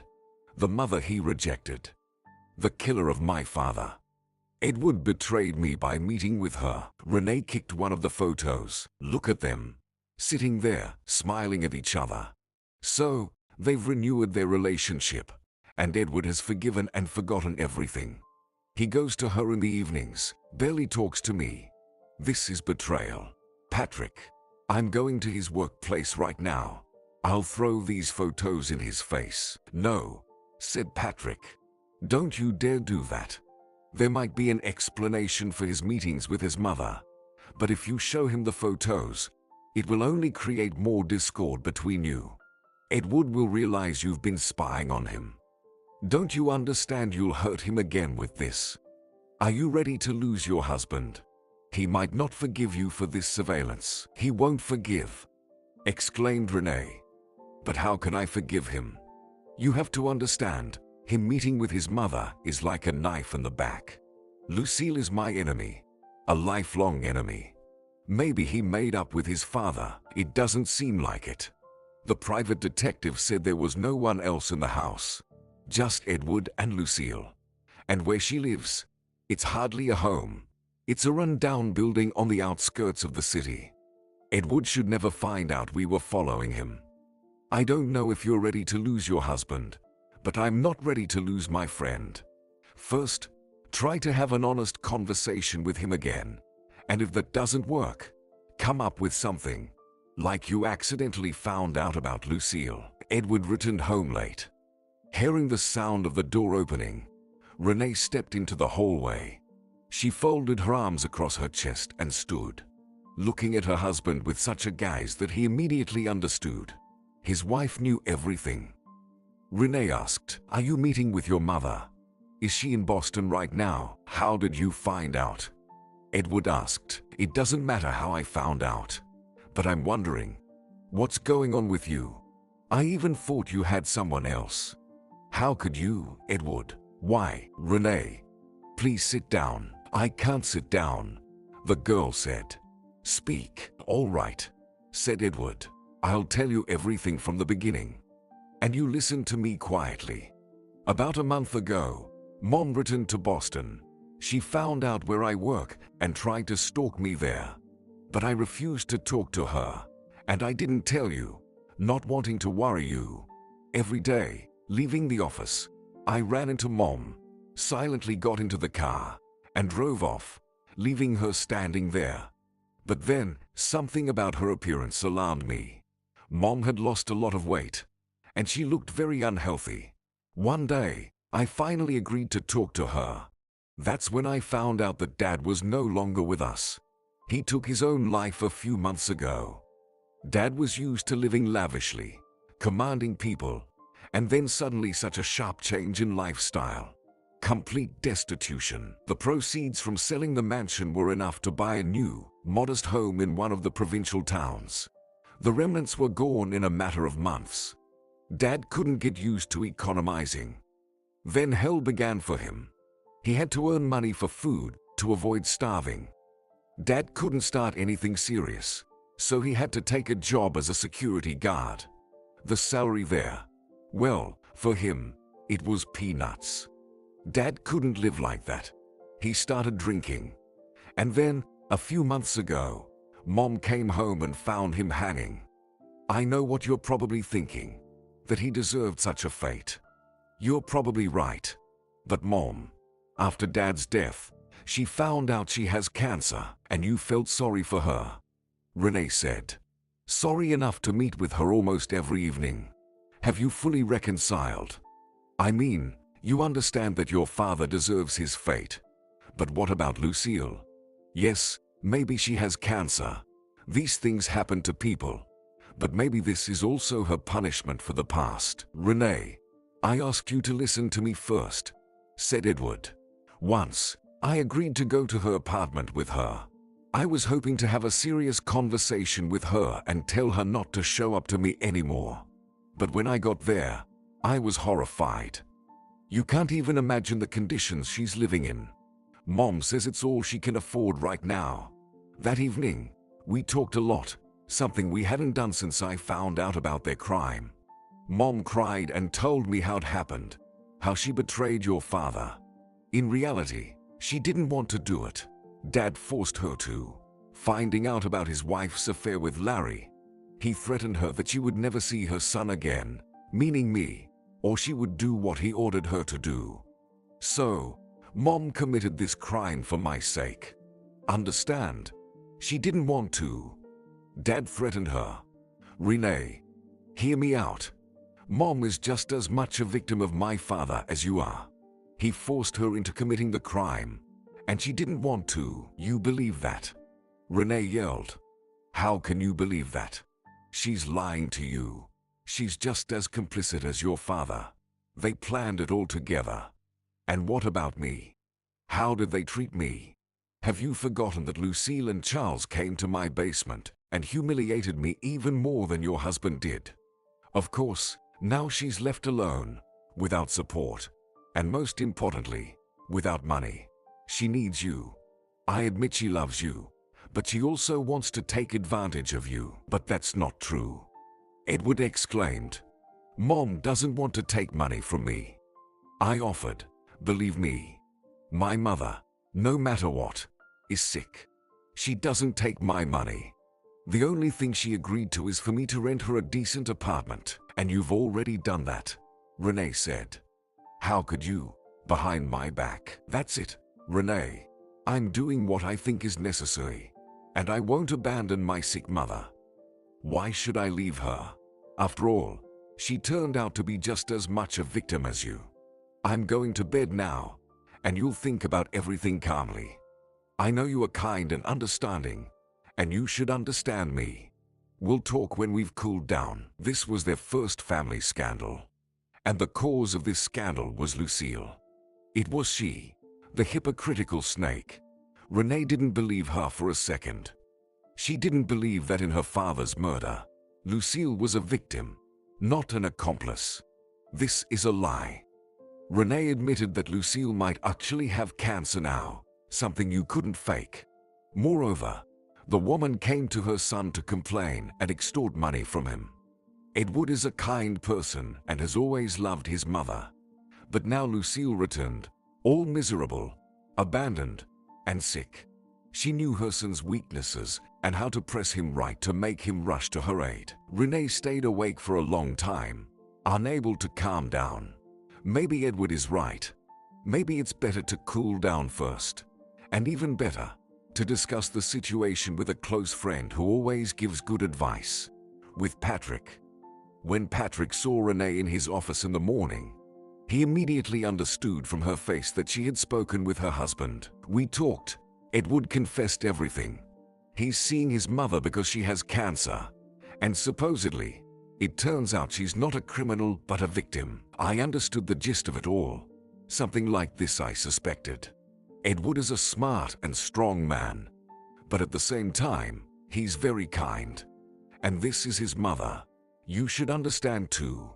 After all, he forgave you in the past. He forgave. Even though not everyone would have been able to. You were very harsh on him. And now there's his mother, who raised him. If she were strong and independent, like before, maybe Edward wouldn't have communicated with her. But this illness, you better tell me, what are you planning to do? Yesterday I seriously thought about divorce. Renee said. What divorce? Divorce from the person you love, and who loves you. And why? Because he pitied his own mother. Do you hear yourself? Exclaimed Patrick. So what? What are you suggesting to me? Do you believe her? Do you believe in her innocence? No, I don't believe her. This woman is as cruel as her husband. But cancer is a very serious matter. And judging by the way Lucille's appearance has already been affected, she's in an advanced stage. So maybe you should just wait it out. Let the son spend time with his mother, either until her passing or until recovery. If Lucille can't overcome the illness, it will resolve itself.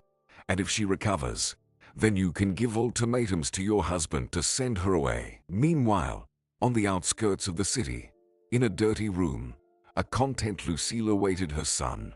Yesterday evening he told her that he rented a nice apartment in the city center.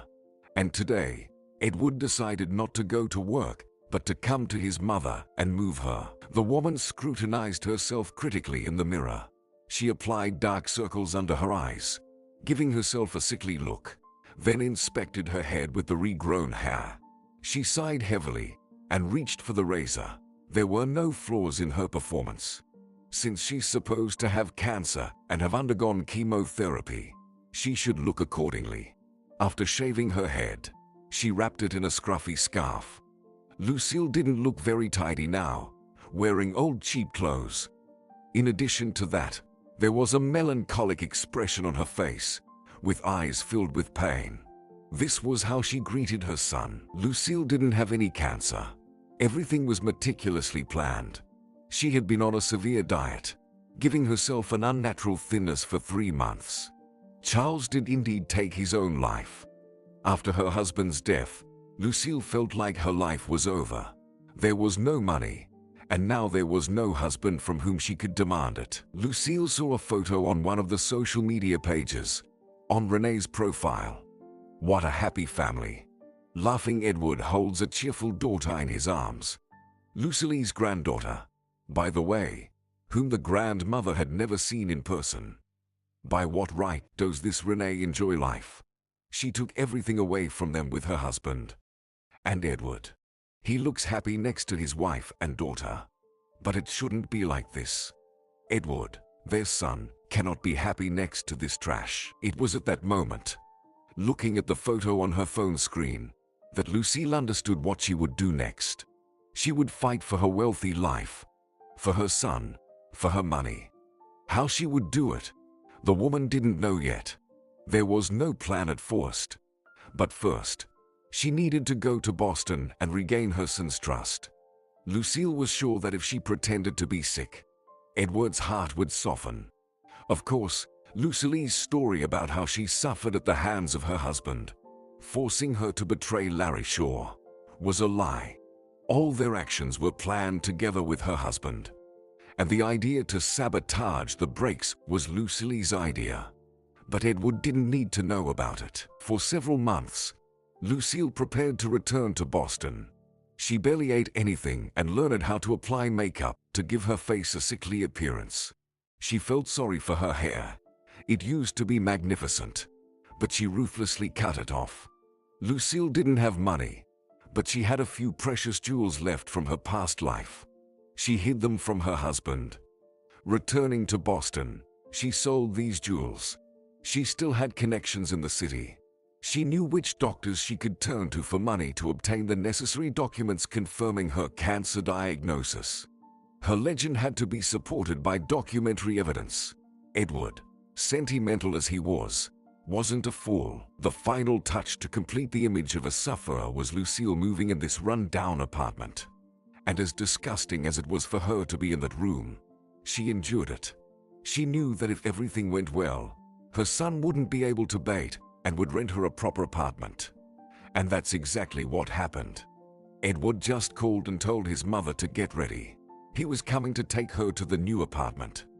Lucille looked at herself in the mirror, and through the makeup creating a sickly appearance, her eyes sparkled with triumphant gleam. That's it, Renee. I made the first move, and it turned out to be successful. Now it will be hard for you to turn my son away from me. I know him too well.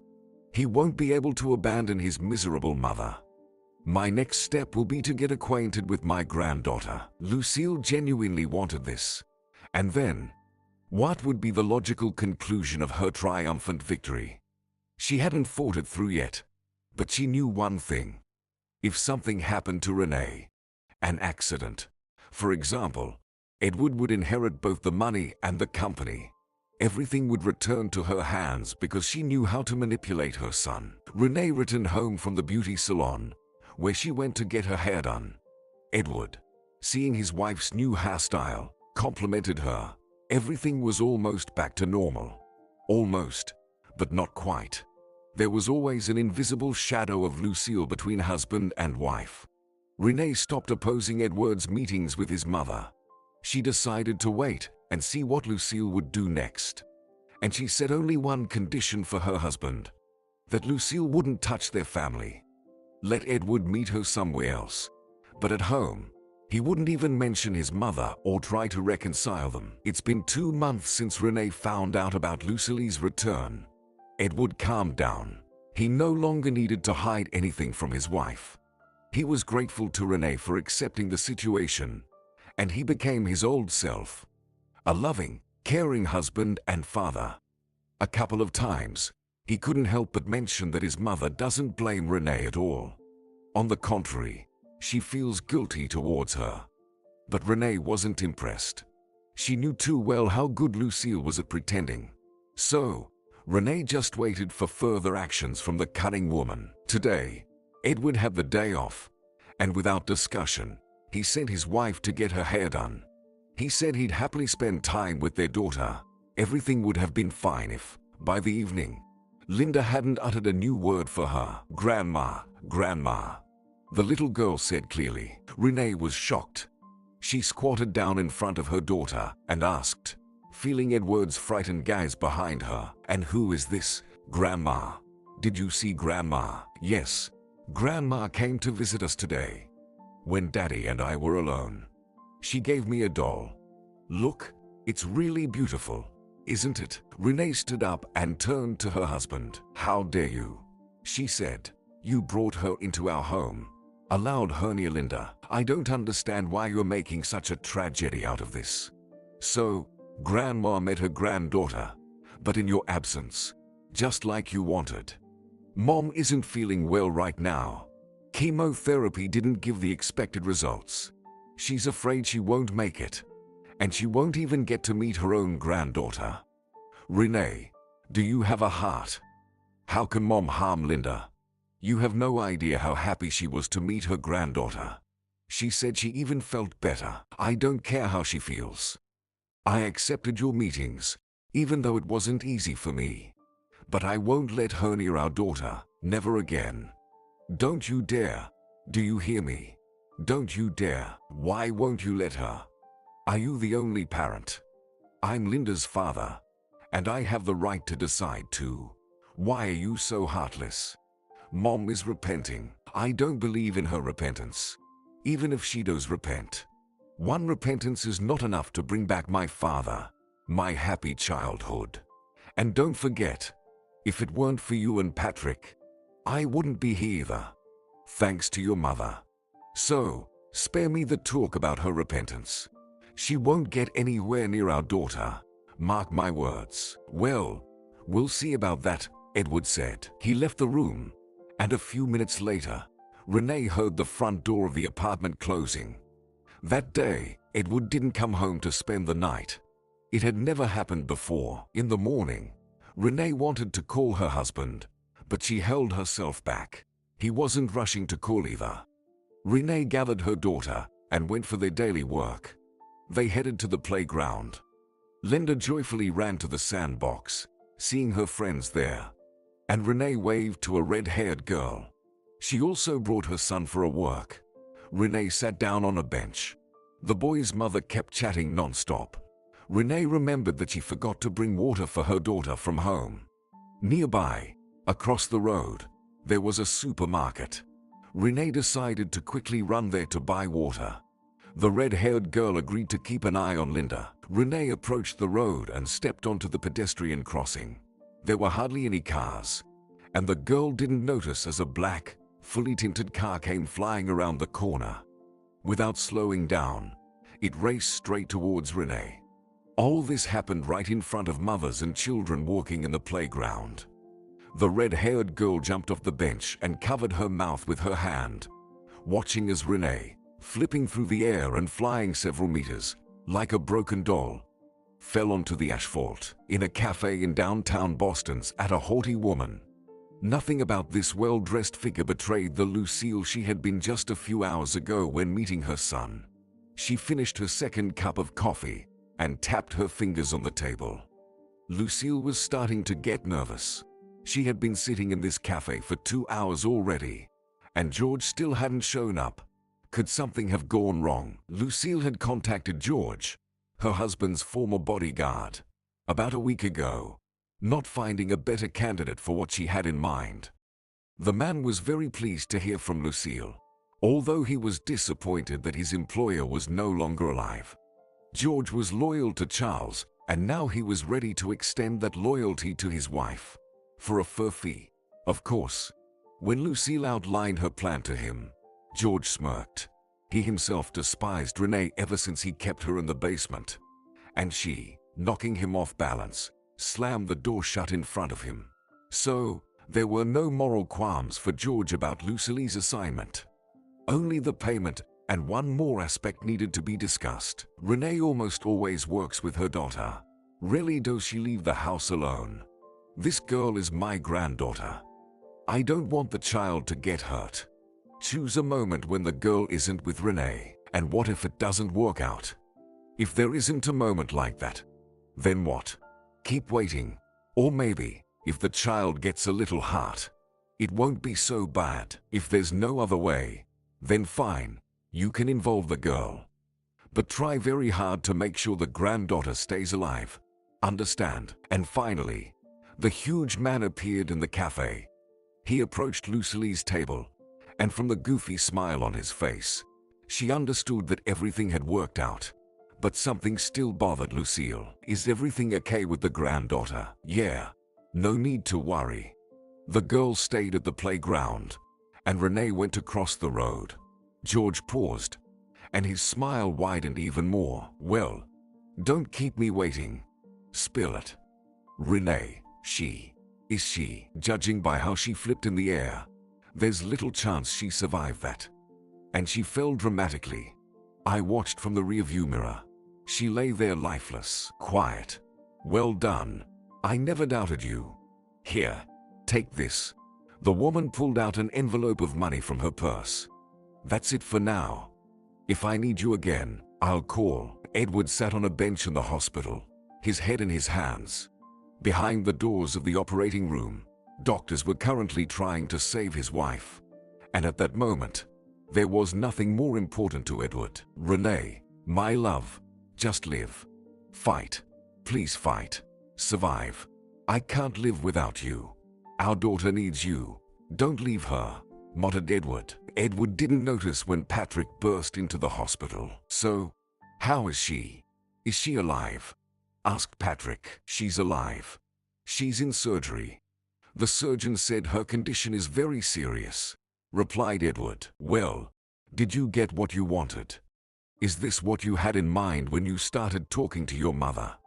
"I won't forgive you if Renee dies," said Patrick. "What are you talking about? What does my mother have to do with this? This was an accident. Probably a drunk driver. He fled the scene of the accident. Of course, he fled. How could he not flee if all of this was planned in advance? I also talked to the police. This car is reported stolen. If Renee had hit by random driver, even a drunk one, he would have been caught. But now I have no doubts. Your mother orchestrated this." Patrick grabbed his head with his hands. "Oh God, what a fool I am. I advised Renee to reconcile, for the sake of your love, to endure. I should have guessed that Lucille wouldn't stop. It all makes sense now. If Renee dies now, you'll be her direct heir, and your mommy knows how to manipulate you. Stop it right now. Don't you dare speak about my mother like that. She's sick, very sick, and she regrets what she's done. Not once have I heard a bad word from her about Renee.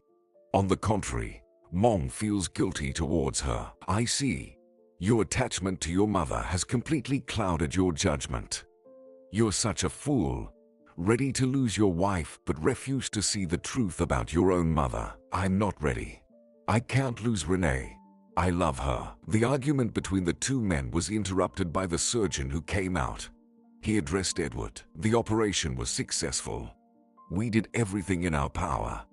Now, whether your wife survives depends only on God and her body. She's in the intensive care unit now. All we can do is wait. The next 24 hours will be crucial." Edward and Patrick stayed in the hospital for almost a day. They sat on the same bench but didn't speak to each other. Silently, they sat and waited. Finally, the doctor came out to them again. He approached the men with a smile and said they could breathe a sigh of relief. Renee was out of danger. She had regained consciousness and would survive. Of course, she would need extensive rehabilitation, and it was still uncertain whether she would be able to work. She would spend several days in the intensive care unit before being transferred to a regular ward. Only then could she receive visitors. Edward and Patrick breathed a collective sigh of relief and went home. Silently, without saying a word to each other, they left the hospital and went to their respective cars. Edward arrived home feeling drained. He called his mother, intending to share the news that Renee would survive. Lucille already knew about the accident. Edward had called her from the hospital. When Lucille heard that Renee had regained consciousness, she exclaimed joyfully, "Oh, thank God, son. I prayed for your wife. How wonderful. But wait, you said her recovery would be long. And Linda, who will take care of her all this time? You're working. So, who's with my granddaughter right now?" "Don't worry, Mom. She's with a nanny. We have a good nanny." "But why does she need a nanny when her grandmother is alive?" "Edward, can I come over? I'll stay with my granddaughter, and you can rest. And maybe while Renee is in the hospital, I can stay with you." Edward hesitated. He didn't want to offend his mom. But what if Renee finds out about this? And she will definitely find out. What then? Renee will be upset, angry. And won't it make her worse? Will she want to leave him because her husband ignored all her demands and let his mom see Linda? Finally, he sighed heavily and said, "No, Mom, not yet. Renee isn't ready for this yet. And I don't want to upset her. She's still weak. I'm sorry. Besides, you're not feeling well yourself.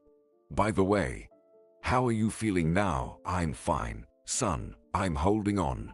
Meeting my granddaughter gave me a new lease on life. I felt a surge of strength to keep fighting this terrible illness. Call me when you have news about Renee. Okay. When Lucille hung up the phone, her face twisted with anger. How is this possible? How did that wretch manage to survive? George said there was almost no chance. If Renee leaves the hospital now, attempting to harm her again is out of the question. It'll look too suspicious. So what do we do? There's only one way out. We have to make sure Renee doesn't leave the hospital. Even if she has regained consciousness, after such injuries, anything can happen. Complications can arise. Anything can happen. A few days later, Edward received a call from the hospital informing him that Renee had been transferred to a regular ward. He hurried to his wife. At the hospital, it turned out that Patrick had found out about Renee before her husband. The nurse on duty informed Edward that his wife's friend had already visited and paid for a private VIP room for her, which was located at the end of the corridor. Besides his wife, he found another man in the room whose expression revealed his affiliation with the security business. Renee smiled at her husband, though any movement seemed to cause her pain. Edward kissed her and turned to the man. Who are you? And why are you sitting here? I'm a security guard hired by Patrick. He believes that Renee needs round-the-clock protection. Leave. I want to talk to my wife alone. There was no such instruction. I only obey Patrick. Renee reached out to her husband. Edward, let him stay. This person doesn't bother me. Patrick feels calmer this way, so let it be. And do you know why Patrick hired him? He suspects that the accident involving you wasn't an accident, that it was orchestrated by my mother. I know, she whispered. And what? Do you also think so? Do you think my mother could do such a thing? I don't know, Renee replied. Let's not talk about this. Patrick, he always knows what he's doing. I trust him. Edward felt torn apart. His heart belonged to this girl lying before him on the bed. But his mother, she was his mother, and she was also ill. How to convince his wife that she wasn't capable of such things, that she had changed? Edward sat, choosing his words carefully, when the door to the ward cracked open behind him. Oh, sorry. I think I got the wrong room. As Edward was sitting with his back to the door, he didn't see who was speaking, but the voice seemed so familiar. When the guy realized whose voice it might be, Edward abruptly jumped from his chair and rushed out of the room. The man's back peeked into the room, standing halfway down the corridor. Edward wanted to catch up with him, but then the nurse at the station called out to the man, and he turned around. Edward recognized him. It was his father's former security guard, George. Edward didn't go back to his wife's room. He followed George, wanting to track him, but he couldn't. The man slipped out of his sight. Edward sat behind the wheel of his car. He didn't go home. He drove out of town, onto the highway, and he floored the gas pedal. The high speed calmed him now, drowning out the disappointment of a terrible suspicion. Could Patrick be right? Was it really his mother? George couldn't have accidentally peeked into the room. Such coincidences don't happen. Why did he come? Edward and Patrick sat side by side, staring at the laptop screen. It showed the rooms in Lucille's apartment. These were cameras installed there, filming in real time and transmitting the images to Patrick's laptop. And it was Patrick who installed these cameras in every room of Lucille's apartment. A few hours ago, Edward called his mother and asked her to come over, saying that Linda missed her grandmother.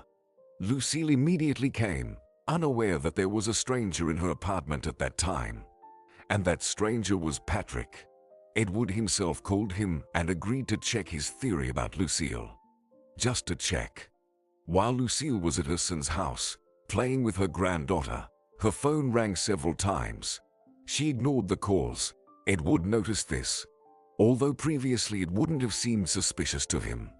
After Lucille left for her own apartment, Patrick came to Edward with a laptop. I've done everything, he said. Now let's see if she's hiding anything. We'll do this together. Are you okay with that? Yeah. I suggested it myself, mumbled Edward. I still hope we are wrong about Mom. And she has nothing to hide, maybe. Let's hope. Patrick shrugged. At first, the apartment on the screen was empty. But then Lucille returned home. First thing, she headed to the bathroom, where there were no cameras. When she came out, she looked like a completely different person. The dark circles under her eyes vanished, and her face looked altogether different. She slumped into the chair, crossing her legs on the coffee table. Lucille moved differently while in her son's apartment. Patrick muttered in amazement, "Your mother doesn't seem sick at all." And her face, it can't be. I've seen all the medical reports, tests, chemotherapy with my own eyes. Edward replied, "Chemotherapy?" Patrick leaned closer to the screen. "Look closely. Your mother took off her scarf. She has hair growing on her head. Does it look like that after chemotherapy?" Shocked, Edward remained silent. He himself saw that his mother seemed to have been replaced on the screen. She looked and behaved completely differently. Not like when she was with him. Could it be that even her illness was a charade? Then, Lucille's phone rang in her purse. She jumped up abruptly and answered the call. "Why are you calling?" "If I'm not picking up, it means I can't answer. So I'll call you back." Lucille yelled into the phone. "What's happening at the hospital? Did you find out? Can you do something about it?" "What? Near my building? I told you not to come to my house. I said we'd only meet on neutral ground." "Okay, Edward shouldn't come over now. Go up, but just for a short while." "Yes, you're right," Lucille said. "What if we start a fire? Renee, she can't work right now. She won't be able to get out and will suffocate. Maybe we should try that." "What? Are you serious? There are many people like Renee lying there. There could be many casualties." "So what? Since when did you start caring about that?" "As far as I remember, you never bothered with moral aspects. Let it be as it will be. The main thing is that Renee doesn't get out." "No, absolutely not," George said firmly. "I didn't agree to that. I won't do it." "Lord, then think. Find another option. But faster. We need to get this done in the next few days while she's weak. That's it. Go. I don't want to talk to you anymore. I'll think about it too. I'll call you when something comes to mind." Edward no longer looked at the screen, unable to bear his mother's malicious expression. He sat beside the laptop, simply listening. Understanding that the conversation between Lucille and George was over, he lifted his head and abruptly closed the laptop. "That's enough. We've heard enough. I can't take it anymore." Patrick waited for a pause, giving his friend a moment to collect himself. Only then did he ask, "What are we going to do? How will we deal with this recording? You understand how it should be handled. You just want to hear it from me." "Yes, we'll take it to the police." "Do you realize your mother will go to jail?" "She said a lot. She'll definitely go to jail." "I understand, but that's where she belongs. She should have been there a long time ago, after the incident with Renee's father. And now, at least, let justice catch up with her." Patrick approached Renee's apartment door and rang the bell. It was opened by the housekeeper and Linda's nanny. After being discharged from the hospital, Renee had to rely on her services because it was difficult to manage household chores and take care of her daughter while in a wheelchair. Renee quickly wheeled herself out of the bedroom on her wheelchair. So, she impatiently asked her friend, "What's the verdict?" Today was the final court hearing where Lucille was supposed to be sentenced. Patrick attended alone, without Renee. As much as she wanted to be there in person and relish Lucille's suffering, she didn't go, not wanting her mother-in-law to see her in a wheelchair. Renee didn't want to give the defendant even the slightest joy of knowing she had caused any harm to her daughter-in-law. "Will you tell me or not? How many years did they give Lucille?" 12 years. Patrick replied. "That seems too little." Lucille didn't think so. "You should have seen her crying in the courtroom." "It's a pity I didn't see that. But never mind. When I get up from this chair, and I will, I'll visit her in prison. healthy and happy. I have no doubt you'll get up from that chair. But why would you want to visit Lucille in prison? She got what she deserved. Forget about her and live your life. Do you feel sorry for her? Renee asked. No, not for her. I feel sorry for you. Your hatred is eating you up inside. You've already lost your husband because of it. Isn't that enough? I didn't lose my husband. The girl objected. He didn't leave forever. You know, Edward said he needs a change of scenery to calm down. He didn't want to be in town while his mother was on trial. Yes, Renee, that's true. But he left not because of his mother, but because of you. After the hospital, you became unbearable. Your hatred towards Lucille was overwhelming, and that drove your husband away from you. He himself took the recording of his mother's confession to the police, though it wasn't easy for him. But you, Renee, I beg you, calm down. Your anger will ruin your life. Let go of the situation. I know, I'm trying. You're right, as always. I won't go to visit Lucille in prison. I'll live for my daughter. I'll wait for Edward to come back. In reality, Patrick had serious doubts that Edward would return to Renee. After the hospital, the girl's anger started to resemble Lucille's own, and it was difficult for Edward to handle. He left for nowhere, to a strange city. Edward left with a wounded soul and was unlikely to want to come back. Patrick asked, "Is Edward calling you?" "He is, but very rarely. Mostly asking about our daughter. He says he's found a job. Everything's fine with him. When I ask him about coming back home, he says he's not ready yet." Will he ever be ready? After his friend left, Renee wheeled herself to the mirror and looked closely at her reflection. Here she was, a strong woman. So why was it like this? Why wasn't her husband by her side? And why was she sitting in a wheelchair? "It's okay. It's okay," Renee murmured to herself. "I will stand up. I will definitely stand up. It's just a matter of time. I'll let go of the situation. As Patrick advises, I'll become a normal person. Forget about Lucille. And I'll bring Edward back. I will definitely